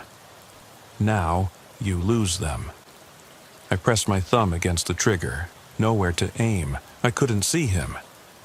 Whispers of wind passed through cracks in the stone. I felt his fingers trail along my face. My mind raced. Should I fight? Should I scream? In that instant, I saw a flash of lightning through the tiny shaft of daylight from above. The lightning picked out his grin, half hidden, half gleaming. I swung my leg, connected with his chest, and felt him grunt. The pressure on my ankle released. I crawled backward, smacking my head on a rough beam. I scrambled for the crawlspace opening and climbed out, coughing. I emerged into my office. Lights still on, a deputy pointing his pistol at the panel where I had been. He stepped aside so I could collapse against the wall, gasping. My hands shook so hard I could barely lock the panel behind me. When I turned, the deputy held up my flashlight. I grabbed it, flicked it on. It found empty floorboards, no sign of him. I sank to my knees in the middle of my office, the Polaroids scattered at my feet. Each one bore a sliver of my life. My daughter's first steps, my wife's graduation photo, my son's first day of kindergarten. Now they were trophies displayed in a chamber beneath my home. Torres knelt beside me.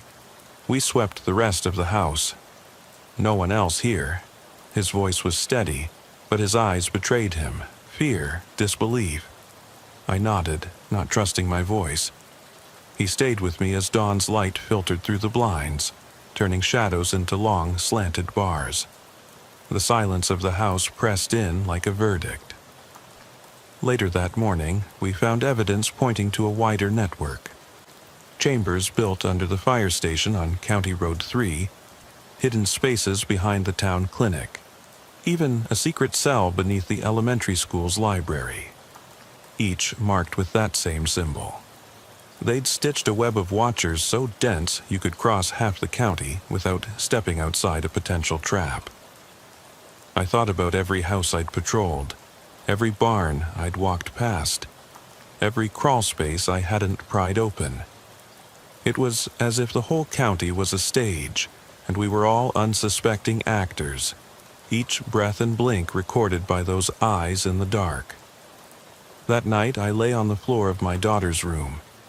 She was asleep in her bed, her face pressed against her teddy bear.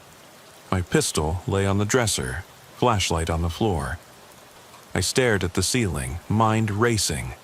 I thought of the crawl space under my office, the camera lens aimed at her crib. I thought of the cold face of the man who pinned BR 2020 on the wall, as if marking a grave.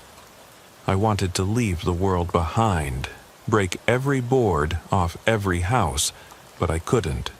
The watchers would rebuild. They'd carve new tunnels, buy new cameras, pass down the code to new disciples. This was a curse planted so deep in the land that you could never root it out completely. I heard a soft creak from the hallway, a step on carpet, the hushed rustle of clothing. My pulse spiked, limbs going rigid. I reached for my pistol. The door to the hallway cracked open an inch. A figure stood there, a small child, her nightgown catching in the lamplight. She blinked at me sleepily, clutching her teddy bear. "Daddy?" she whispered. I exhaled a breath I'd been holding tight in my chest. I lowered my pistol, eased myself to my feet, and scooped her into my arms. She pressed her face against my shoulder, half asleep, trusting. I carried her back to bed, kissed her head, and whispered, "Daddy's here." As I closed her door, I saw that same symbol etched lightly into the doorframe, fresh, as if carved hours ago. Beneath it was a date, May 5th, 2020, DR. My mind raced. DR could be my daughter's initials in danger, or maybe the watcher had marked her, DR for daughter of Ramirez. I pressed my hand against the carving, feeling the soft yield of wood. I ran my fingers through her initial, traced the circle around the triangle, and felt my chest tighten. I backed away and turned on every light as I stormed down the hallway. Living room, kitchen, no one there. The house hummed with electricity, but it was lifeless. I stood in the doorway to my office, gazing at the sealed crawlspace. The symbol on the doorframe stared back at me. I reached into my pocket, pulled out a folded Polaroid. My daughter asleep in her room, taken at 3:15 a.m. last night, from an angle I'd never imagined possible. I stared at it, felt bile rise. Then I crumpled it in my fist, as if crushing the face of the monster who watched my child sleep. Silence settled again, thick as fog. I holstered my pistol and sank onto the floor of the hallway, leaning against the wall. I held the teddy bear from my daughter's bed against my chest. My breath caught each time the floorboards creaked, each time the furnace hummed. I realized that there was no safe place in this world, no walls sound enough to keep out those eyes in the dark. The watchers could build a new chamber tonight under any house, the mayor's mansion, the church rectory, my partner's home on Birch Lane. They would continue until there was nowhere left to hide. I knew I should have reached for my radio, called for backup, sworn to burn every house, tear every foundation apart. But I was too drained, too hollow. I slipped out of the house before dawn, leaving the front door ajar. I drove to the edge of town, to a spot where the road wound between two old barns. I parked under a single streetlight and pulled a flask of coffee from the console. I drank it black, the bitterness burning my tongue. I looked back at the town, roofs blanketed in soot like snow, lights flickering in windows. In the distance, I thought I saw a shape move in the trees, but the wind swept past so fast I couldn't be sure. I pressed my hand to the wheel and closed my eyes. In that moment, I wondered what it would be like to vanish. No name on any door frame, no mark on any wall, lost in the endless white of snow. But I couldn't walk away, not with a daughter to protect, not after all the lives I'd saved, all the lives I'd failed. I dropped the flask into the cup holder and started the engine. As I drove back toward the town, my lights cutting through the early morning gloom, I knew the watchers were already planning their next move. The silence of the county was a trap door, waiting to open. And when it did, we all would be swallowed by darkness once more. I pulled into my driveway just as the sun crested the horizon, painting the sky pink and orange. The house stood silent, doors locked, lights blazing. I could see my partner's cruiser parked 2 houses down. Torres was on patrol. I grabbed my phone, checked the feed from the cameras we'd placed last night, every room, every hallway, every closet in my own house. All clear. And yet I felt eyes on me, heavy as lead, just beyond the frame. I silenced the phone and stepped onto the porch. My daughter's playground sat empty in the front yard, a swing swaying in the breeze. I watched it for a long moment, wondering if the next sitter was already crouched under the floor, unseen, waiting for me to drop my guard. I went inside, closed the front door behind me, and bolted it. Then I went to my office, opened the crawlspace hatch, and poured a bucket of sand into the opening until it overflowed onto the floor. If the watcher crawled in that tunnel now, he would find nothing but sand. No walls, no cameras, no Polaroids left to be found. I lit a match to the sand as it spilled onto the wooden floor. Flames licked the opening, eating at the vapor that rose from the grain. I watched until the fire burned through the hatch and licked the planks above. Then I backed away, heart pounding, as the smoke curled toward the ceiling. My partner burst in with the fire extinguisher and I raised my hands. "Let it burn," I said, voice thick. My eyes stung from the smoke. Outside, the sun rose higher, but the air remained cold. I finally felt tears slip down my cheeks, not from pain, but from the ache of knowing that this was only one chamber in 1,000. I looked at Torres. "We'll find the rest," I choked. He nodded, but I could see the doubt flicker in his eyes. That afternoon, I sat at my kitchen table with a stack of blank paper and a pen. I started writing. Addresses, dates, house models, contractors who worked in the county, families who moved in since 1965. I made a list of every house with even a remote connection to that old contractors network. Halstead Road, Brighton Lane, Cedar Ridge. I scribbled notes about cameras, about sensors we could rig, about volunteers to patrol at night. My hand cramped from writing. I stared at the list, 200 addresses. I looked up as the front door opened. My daughter bounded in with her backpack, cheeks flushed from school. "Daddy!" she cried, throwing her arms around my leg. I knelt, hugging her tight. She looked up at me, her big brown eyes curious. "What's that on your face?" she asked, pointing to the soot under my eye. I wiped it off gently. She sniffed. "Did you fight a dragon?" I forced a smile. "Something like that. How was school?" She launched into a story about a book fair and a painting project. I kissed her head and said, "I missed you." She skipped away to drop her backpack in the hallway. I stood and wiped my hands on my jeans. In the living room, my wife sat on the couch, her knitting in her lap. She looked at me and didn't say anything. I felt the weight of her gaze. I wished I could tell her it was over, that the watcher under the barn was the last. But I didn't trust the words in my mouth. Instead, I told her, "I'm going to check the other houses on my list. She nodded, understanding the truth behind the statement. I kissed her on the cheek and headed for the door. I strapped on my belt, hammered the keys into my pocket, and stepped outside. As I drove away, the early evening light cast long shadows across the road. I thought of the watcher who'd carved BR 2020 into my wall, the Polaroids of my sleeping family hidden in the darkness. I thought of every hidden chamber still waiting to be found, and I felt my soul tighten like a noose. I turned onto Brighton Lane, a narrow road lined with aging oaks. In the distance, I saw a farmhouse with boards over its windows, the gates around it sagging. As I approached, I felt a familiar dread, like the floor had dropped beneath my feet. I killed the engine, and silence pressed in. I grabbed my flashlight, my pistol, and stepped onto the gravel. The wind whispered through the dead branches, each gust a ghost moaning. I shone my light at the house.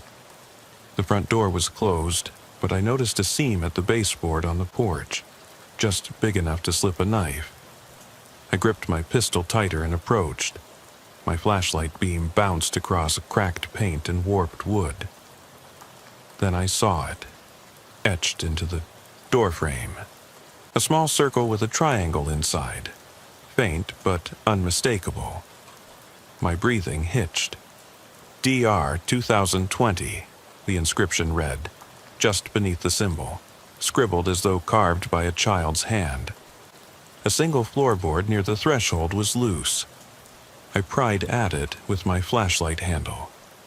My heart thundered as a gap opened, revealing a narrow crawl space beyond the threshold. A bitter smell of mildew and rot washed over me. I lowered myself into the tunnel, boots scraping the wooden planks. The crawl space extended back, dark and silent. My beam found scattered belongings: a broken doll, a stack of letters tied with a ribbon, and a Polaroid of my wife as a child, standing in front of this very farmhouse. My breath froze. The watcher had been here long before I arrived. They'd chosen this house, left messages for me, and waited for the right moment. Somewhere, at the far end of the tunnel, I heard a faint scuffle, like someone shifting weight, breathing hard. I swept the beam forward. On the ground lay an old newspaper clipping dated November 1994. Harold Carson's apprentice discovered missing. Rumors swirl of strange chambers. Beneath it was a circle triangle scratched into the wall. My fist clenched around the pistol. I called into the darkness, voice echoing, "Show yourself!" Silence, then a whisper from behind me. "We see everything." I spun, beam flashing wildly, but saw nothing. The air grew colder. I took a breath and edged forward. As I passed under a low beam, my light caught on a figure crouched in the corner. Thin, hooded, head bowed. I raised the pistol and shouted, "Come out!" The figure stood slowly, revealing pale skin stretched taut over a hollow face. A fresh line of scratches ran across their throat. They extended a hand and pointed to the wall. I followed their finger and saw RR 1994. Carson built this house to watch, built it for eternity. My pulse slammed. The figure turned and dissolved into the blackness. I felt an ice-cold finger press against my throat, no breath, no warmth. My vision blurred. The cough I tried to stifle came out wet. Suddenly, the tunnel lurched under me. My flashlight tumbled from my hand, clattering into the darkness. I stumbled, barely able to keep my balance. Then, a rush of cold air slammed into my back. Someone had sealed the tunnel entrance behind me. I pounded on the boards, but no give. My heart hammered in my throat as panic crept up my spine. In the pitch black, I heard soft whispers, like static on a radio, swirling all around me. Faces flickered at the edge of my vision. My daughter's face, my wife's face, my own face contorted in fear. The tunnel seemed endless, each step forward stretching out into eternity. The walls closed in until I felt I was trapped in a coffin made of night and secrets. Then I felt it, the faint pulse of electricity. A hidden camera, still filming, waiting for someone to rescue me or to replace me. I realized I was alone, buried under a farmhouse meant for watching, not for living. The whispers coalesced into words I barely recognized. This is our legacy. We built it, we feed it. My pistol clicked empty as I fumbled the safety. My flashlight clicked off, leaving me in utter night. I sank to my knees, hands pressed to my ears, trying to shut out the whispers. The last thought that ripped through my mind before consciousness blurred was that there was no escape, no hero coming to break down these walls. The Watchers would watch me die here, record my final moments, and carve my name alongside the others. The darkness closed in, and the only thing I knew for certain was that the legacy of hidden Watchers would live on long after my body was found, piecemeal, in some distant crawlspace. I drove out of the station just after midnight. The engines hummed the only sound in my cruiser as I navigated the narrow ribbon of asphalt that leads to Old Pine Road. My name is Marcus Fletcher, Deputy Sheriff of Redwood County, Oklahoma. Been at this almost 6 years now, patrolling these forgotten strips of pavement where the only illumination comes from my headlights slicing through darkness. Folks in town say it's quiet out here, but quiet is a kind of predator all its own. You get used to the stillness. Learn to read the slightest rustle of wind or the faintest glimmer of a porch light flickering off in the distance. At this hour, every stretch of empty land feels worn thin, like memory paper left out too long in the sun, and I'm the only soul moving along the fringe of it. Tonight's call was simple on paper, a homeowner's alarm chime going off at 218 Pine Ridge Road. Pine Ridge is almost 6 miles south of town. An old farmhouse that's sat empty for years. The property owned by some estate sale outfit nobody's heard of. When I turned onto the gravel driveway, pieces of loose rock crunched under my tires, and the only sound was the distant buzz of the security light over the front door, sputtering like it was seconds from collapse. Standing there, flashlight at the ready, I felt the familiar knot tighten at the base of my neck. I've answered enough midnight alarms to know they're often false, sometimes a raccoon, sometimes a faulty sensor. Yet, every time my heart thuds like it's about to break free of my chest. I opened the driver's door and paused, listening. The heat exchanger on my cruiser whined as it cooled, then went silent. In that quiet, I caught a soft hiss, like a screen door swinging shut in a breeze. I pressed my back to the door frame, flashlight's beam cutting across the weathered siding. The farmhouse looked abandoned. Peeling paint, windows boarded up, tall grass choking the collapsed porch. But the alarm beeped irregularly now, a low, buzzing stutter that echoed inside the empty shell. "Redwood County Dispatch," I said over the radio, voice low. "Check on any history for 218 Pine Ridge. Owner contacts? Occupants?" There was a pause, static filling the air. "Negative history, Deputy Fletcher," dispatch replied. "Property listed vacant for several years. Agent's phone disconnected." That narrow fact gnawed at me as I stepped forward. The front door was unlocked, its latch broken, hanging half off its frame. A shiver ran up my spine as I eased inside. My flashlight swept across the living room. Layer of dust. A rotting couch arm peeked from a torn dust cover. The single ceiling bulb above flashed twice and went dark, leaving me in a pool of flashlight glow. In the corner, a kitchen window gaped open. I could almost feel the night air slinking through, carrying with it the quiet hiss of wind against broken glass. I moved in slow, steady steps, every sense alert. The floorboards creaked under my boots. At the threshold to the kitchen, I saw it. A broken alarm keypad dangling from the wall, wires snaking into darkness. The faint smell of mildew and mold clung to my uniform. Crouching to inspect the panel, I noticed the wires severed near the entry point. Fresh cut, jagged ends. Whoever triggered the alarm forced their way in. Heart picking up pace, I rose, encrypted panic coiling in my gut. The back door stood ajar, wood splintered near the lock. Moonlight spilled across the dry grass of the yard beyond, as if inviting me to step into its hush. I radioed Collins, my partner, through every caution I could muster. Dispatch Fletcher, possible break-in, alarm panel cut, back door open, request backup. My own voice sounded too heavy in the radio static. I edged toward the back door, flashlight aimed low. I felt exposed, like a moth just before a flame. Outside, the chill slipped beneath my collar. I stood on the threshold, beam sweeping across empty fields. No footprints visible in the dry dirt, nothing but the sway of tall prairie grass. Still, I knew someone passed through not long ago. I stepped out, the loose gravel crunching beneath my boots, and moved along the edge of the yard to check for tracks.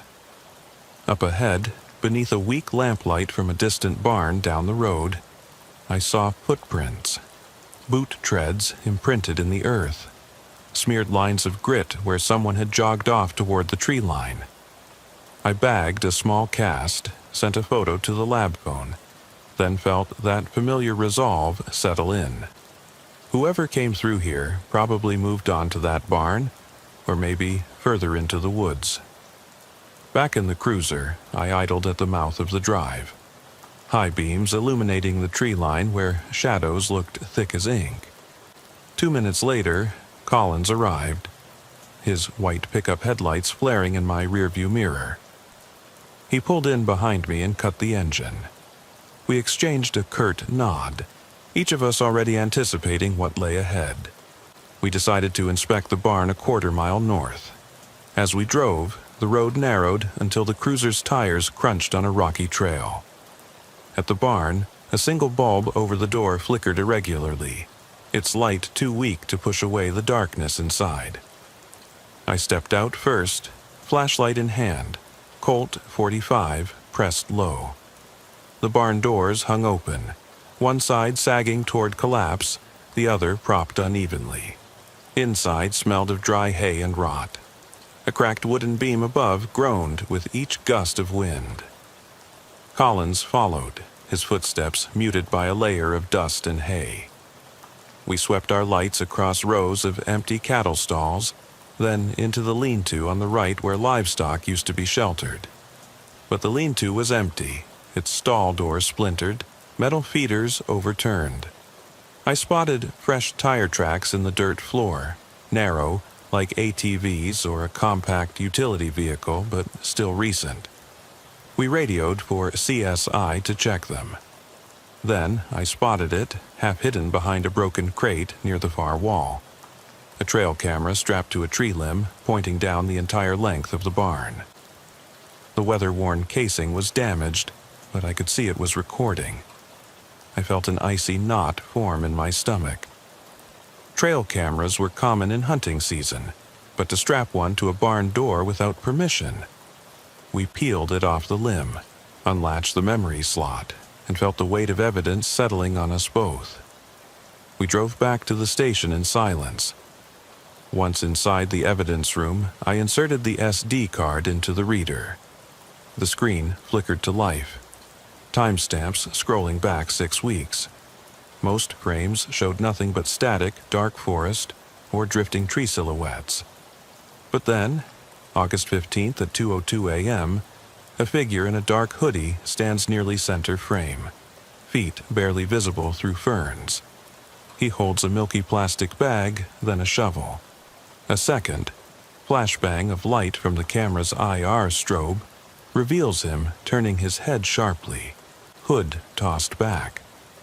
The face remained indistinct, but something about his stance made my chest tighten. More frames, September 1st, same time, same area. The figure is closer by a foot or two, shovel resting on his shoulder. Rain drizzles, washing the lenses in streaks. Then, October 1st at 2:14 a.m., the image's clarity is slightly better. He's directly in front of the barn door, shovel in hand, eyes fixed on something off-frame. The curvature of his jaw, the slope of his shoulders seemed familiar. I paused the video on an approximate silhouette. Collins leaned in, brows furrowed. We both recognized the gait, the posture. It was Gregory Haynes, the local handyman who'd always been helpful around town. The same cheerful man who patched Mrs. Wilkins' roof last August and fixed the fence at the elementary school. We stared at one another, the weight of that realization sinking in. How long had he been there, watching? How long had he been digging? We turned him in the following morning, and that's when things got worse. After we secured a search warrant for his property, we found dozens of journals bound in brown leather. Entries dating back 5 years. He wrote about watching neighbors from afar, how they left their windows unlocked, how they took dinner to someone in need, how their children ran freely through yards without a second thought. He took notes on grocery trips, doctor visits, anything that let him map routines. In one entry dated October 2nd, he wrote, "I buried her last night. Tied off the spot so grass would grow back." His penmanship was neat, precise, like he was penning a ledger instead of confessing murder. In his workshop, pressed between floorboards, we discovered photographs.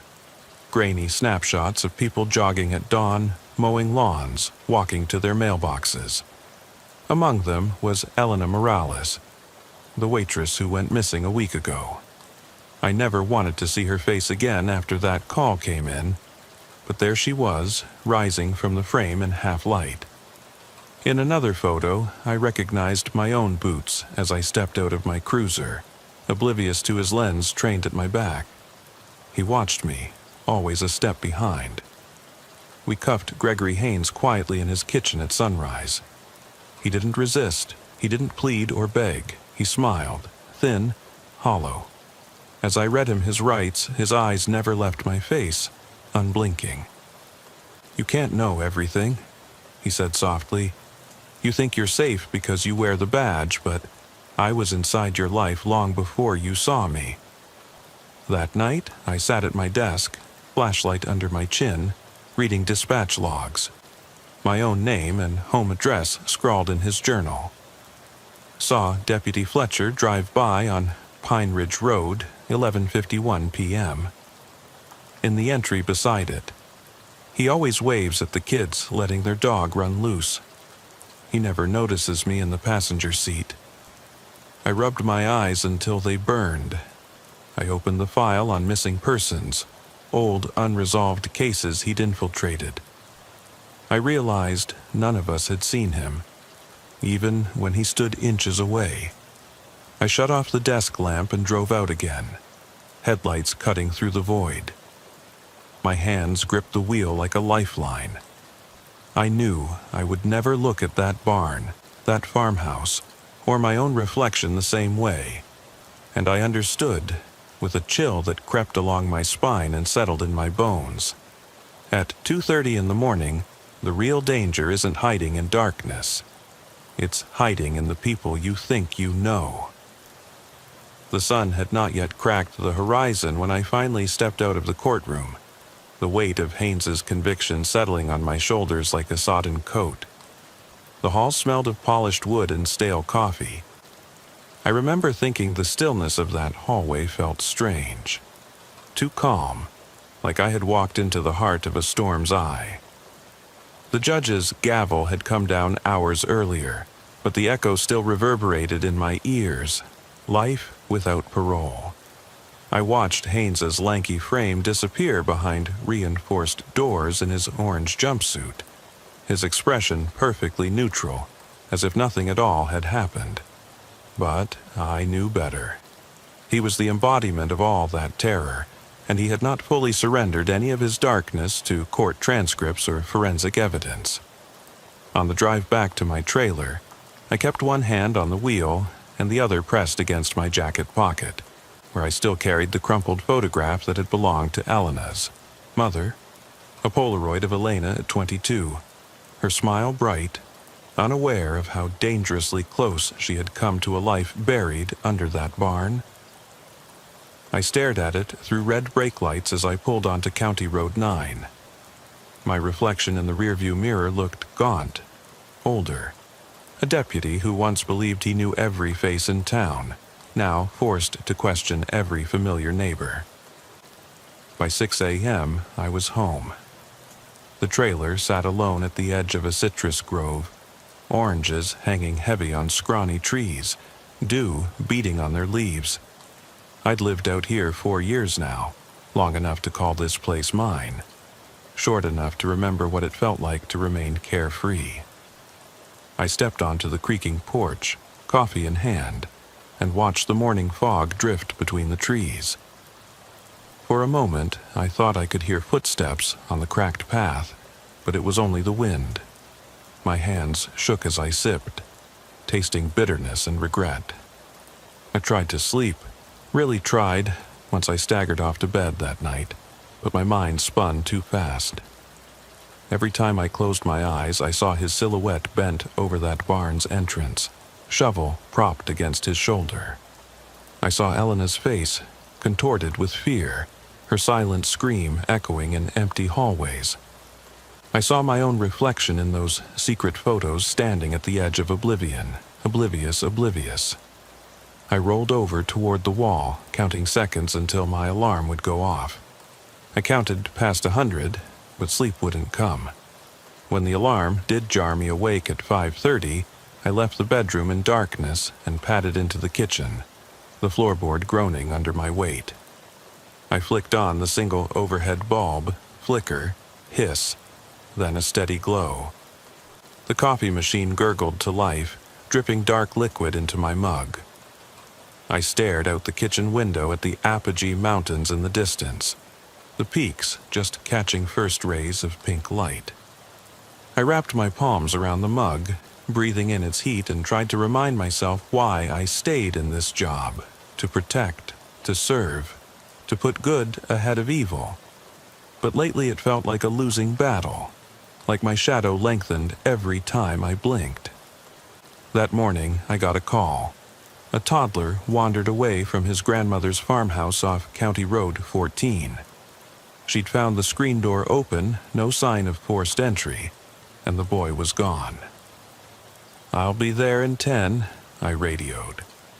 The scene was a white, wood-frame house with peeling shutters and a sagging roof. Its orchard fence half collapsed. The grandmother, Mrs. Dunham, stood on the porch rocking back and forth, her straw hat askew, tears carving tracks down her chalky cheeks. "He was right here," she croaked, voice trembling like broken glass. I turned my back for a minute. I knelt to inspect the bare earth near her feet. Small imprints where a toddler's sneakers had pressed into soft soil, leading to a gap in the fence. A low breeze stirred the orchard, setting pale green leaves clattering like nervous hands. I called for a tracker dog, put on my gloves, and followed the tiny trail. The path meandered through rows of apple trees, the early morning light catching drifting pollen. I thought of Elena, lost in that farmhouse, now this child too. Those footprints felt like warnings etched into earth. Stay alert. The track led to a rusted pumping well at the orchard's far edge.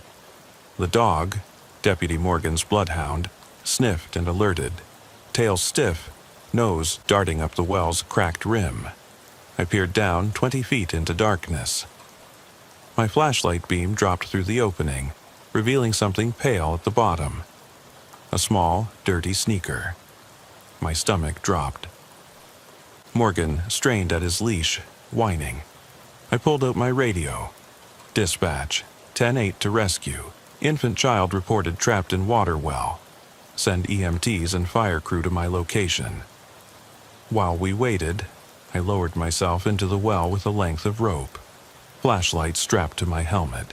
The air felt dank, smelled like stagnant water and rot. I reached the bottom, slick with algae and covered in grit. There, curled against the rough masonry, was the boy. Wide-eyed, soot streaked on his face, shaking, but alive. I scooped him up, chest heaving with relief. His small hand clutched mine, nails digging into my skin. I hauled him up, heart pounding so hard in my ears I thought it might tear free. When he broke the surface, gasping, I felt like something inside me had cracked and reformed. Shock, gratitude, dread, all coiled together. Mrs. Dunham burst into sobs when I handed her grandson over, burying her face into his hair. The boy's lips were blue, eyelashes flecked with dirt, but when he reached to clutch her shirt, his cry was a weak relief, a quiet triumph. The EMTs came and whisked him away. Later, I learned he was dehydrated but would recover. Riding back to the station, I stared out the window, thinking about how quickly imperceptible moments slip toward tragedy. 1 second, the child playing near the porch, the next, nearly drowning in dark water. It felt like a reflection of my own blind spot, how easily danger can hide in edges you never suspect. That afternoon, I sat at my desk, wading through paperwork. Missing child report, incident number 21084-19. Haynes's conviction log, the evidence binder yawning open across the desk. I tried to tell myself that with him locked up, Redwood County was safe again. But there was a line in the court testimony that gnawed at me, spoken by a victim's father. He said he could slip right past you if you were too busy imagining he was someone else. I jotted down the quote in my notebook, underlined it twice. I stared at the sentence as if it were a riddle I needed to solve. The sun was dipping toward sunset when dispatch called again. An abandoned pickup on the edge of Deadman's Creek Bridge. The area had no cell service.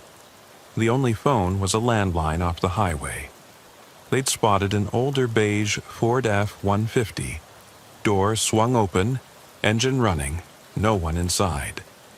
I arrived at 7:45 p.m. The bridge spanned a shallow creek bed littered with jagged rocks, flecked with moonlight that gleamed like broken glass. The water was low this time of year, but the shadows underneath the bridge ran deep. Dark tunnels carved by trickling streams. I idled my cruiser on the asphalt, flashers dancing off the concrete barrier. The F-150 looked out of place. Its passenger window steamed over, engine ticking as it cooled. Boots on gravel, I approached, hand hovering over my holster. No lights were on inside the cab, but the faint scent of gasoline and the tang of warm metal spoke to me of something left in haste. I opened the door. An empty thermos in the cup holder spilled a few drops of coffee onto the seat. No personal items, just the seatbelt pulled across nothingness, as if someone had buckled in only to vanish. Radio crackled. Fletcher, dispatch. We show a registration for that truck. Belongs to a Mr. Daniel Porter, lives on Sand Hill Road. No known associates with criminal history. Porter was a school teacher, taught math at Redwood High. He lived 4 miles from here, in a white ranch house with a green roof, his wife and 2 kids. There was no sign of struggle inside the truck, no blood, no bullet holes. It was as if someone had teleported away. I felt a familiar chill, like I was staring down a well I couldn't quite see the bottom of. I walked to the far side of the bridge, flashlight in hand, sweeping its beam over the concrete supports and the creek bed. The wind rippled the water's surface, sending partisan ripples of moonlight onto the underside. I heard a soft squeak, like metal scraped against metal. I swiveled around, light landing on the corner of a metal grate affixed to the bridge's lip. The grate covered a maintenance shaft leading under the walkway. The latch was bent, rust peeling away. Heart thundering, I pried it open. 4 inches of space between the grate and the concrete. I knelt, peering down. The shaft dropped 15 feet into darkness. A faint muffled groan rose from the depths, like someone trying not to cry out. My pulse jammed in my throat. I called for Collins. Need rescue and backup at Deadman's Bridge. Man trapped under roadway. Collins arrived in minutes, but by then I had already climbed into the shaft, inching down metal rungs until my boots hit a dirt floor. My flashlight flickered across a narrow tunnel choked with dust and debris. Then I saw him. Mr. Porter, draped against the far wall, wrists bound behind his back. Someone had duct-taped his ankles together. His face was pale, lips cracked, eyes half open. He tried to lift his head, stared at me with disbelief. I dropped to one knee beside him and tugged at his bonds, shuddering when I realized those had been duct-taped by the same impatience that left him against that wall for God knows how long. He was dehydrated, but breathing. I slipped off my duty belt and cut the tape, pressing my jacket sleeve against the shallow abrasions on his wrists. "Mr. Porter, stay with me," I urged. His eyes rolled to the floor, but he managed to whisper. It was the bar, the diner. I saw him. He was standing right there. He drifted in and out of consciousness as we hauled him out. Collins lowered a rope ladder, and I gave Porter my jacket to keep him warm, while EMS loaded him onto a stretcher. I climbed back out onto the bridge deck, hands slick with his blood and sweat. The night air bit at my skin. My radio crackled with activity. "All units, be advised. Possible abduction site under Deadman's Bridge. Broad daylight tomorrow we'll send dive team." But I knew time had already slipped by. I stared down at the creek bed as if its dark water held every answer I needed. I thought of Haynes. That same duct tape he planned to use on Elena. The same method we'd uncovered in his journals. But in Porter's file, there was no sign Haynes and Porter had ever met. There was no logical connection, no volunteer meeting, no church group or civic event that would have brought them into contact. Yet, someone, and I didn't want to believe it, had studied Porter's habits. His routine trips to the local bar, his late-night drives home after grading papers. As I stood there, I became aware of a faint hum beneath my boots, a vibration in the concrete that didn't belong. I knelt to inspect a bolt securing a metal plate, fresh scratch marks, as if someone had pried it open earlier. I called for the dive team again, but in my gut, I felt like I was too late. Like whatever had happened here wasn't just a random act. It was deliberate, premeditated, carefully orchestrated. The next morning, while Porter was in stable condition, the dive team found an overturned cooler wedged under the bridge's center pillar. Inside were personal items: Porter's driver's license, a crumpled photograph of his daughter's 5th birthday, and a tattered scrap of paper with a phone booth number scrawled on it. The cooler smelled of stale beer and something fouler, rotted fruit maybe. There was no sign of Haynes's handwriting, but the phone booth number didn't match any listing for Redwood County. It pointed to a payphone 2 towns over. Out of my jurisdiction, out of reach.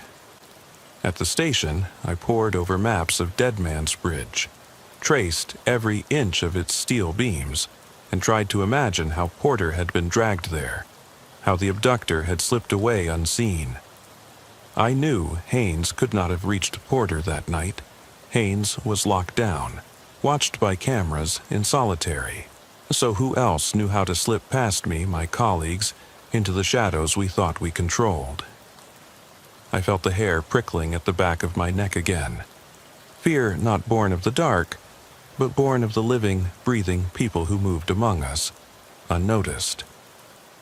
That afternoon, I drove back to the barn on Pine Ridge Road, the old place where it all began. The gate was still rusted shut, and the paint on the barn doors flaked like sun-bleached bones.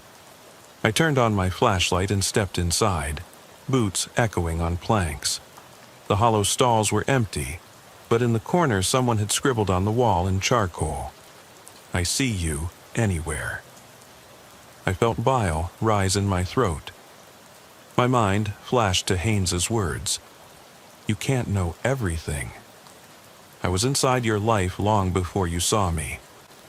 But Haynes was dead, had dropped from his cell last month. A broken spine ruled suicide. That meant he couldn't have returned from beyond the walls. I slid my hand across the wall, smearing charcoal across my palm. The grainy message was fresh, still dusty to the touch. I heard footsteps outside, light, measured, almost casual.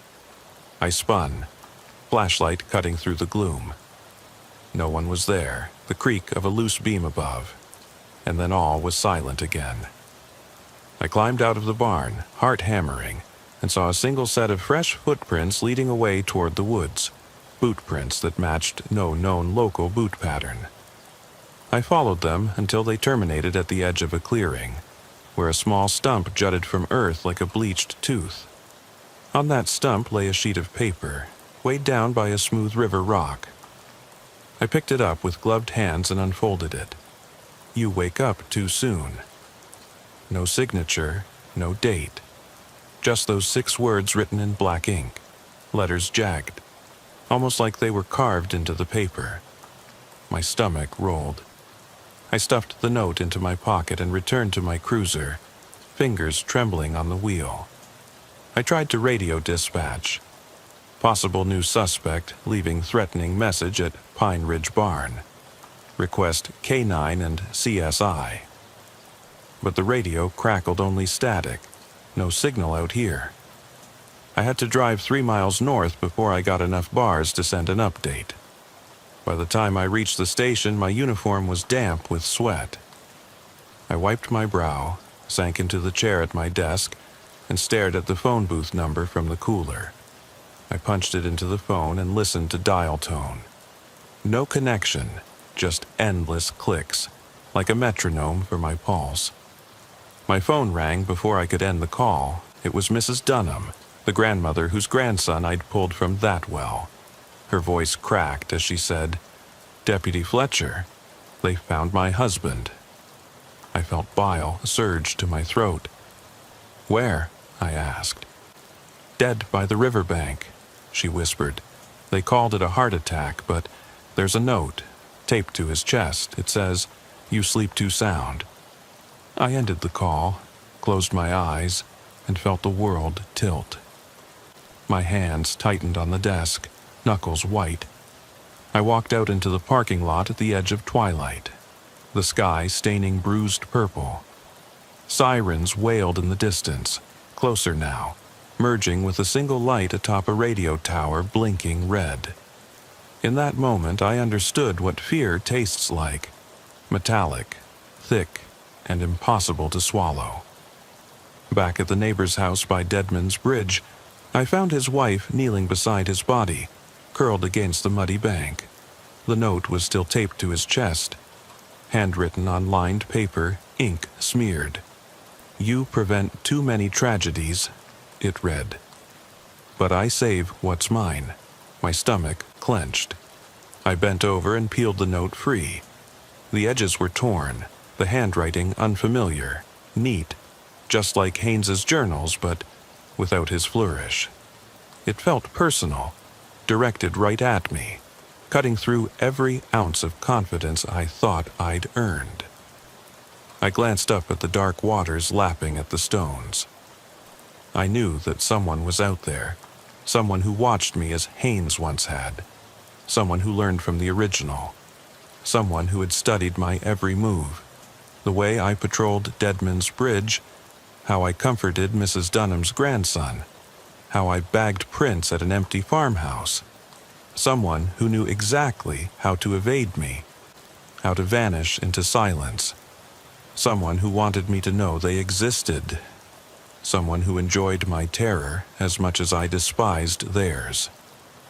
I left the scene at dawn, driving slowly through the orchard, trying to steady my breath. In the distance, the barn waited, its silhouette a cruel reminder that monsters never truly die. They just pass the torch to whoever is willing to listen for its whispers. I parked by the barn, turned off the engine, and lay against the hood, eyes closed. In the hush before morning light, I felt a presence behind me, just for a heartbeat. I turned, flashlight raised, but the night held only a single crow silhouette perched on a fence post, watching. I realized then that my life was no longer my own.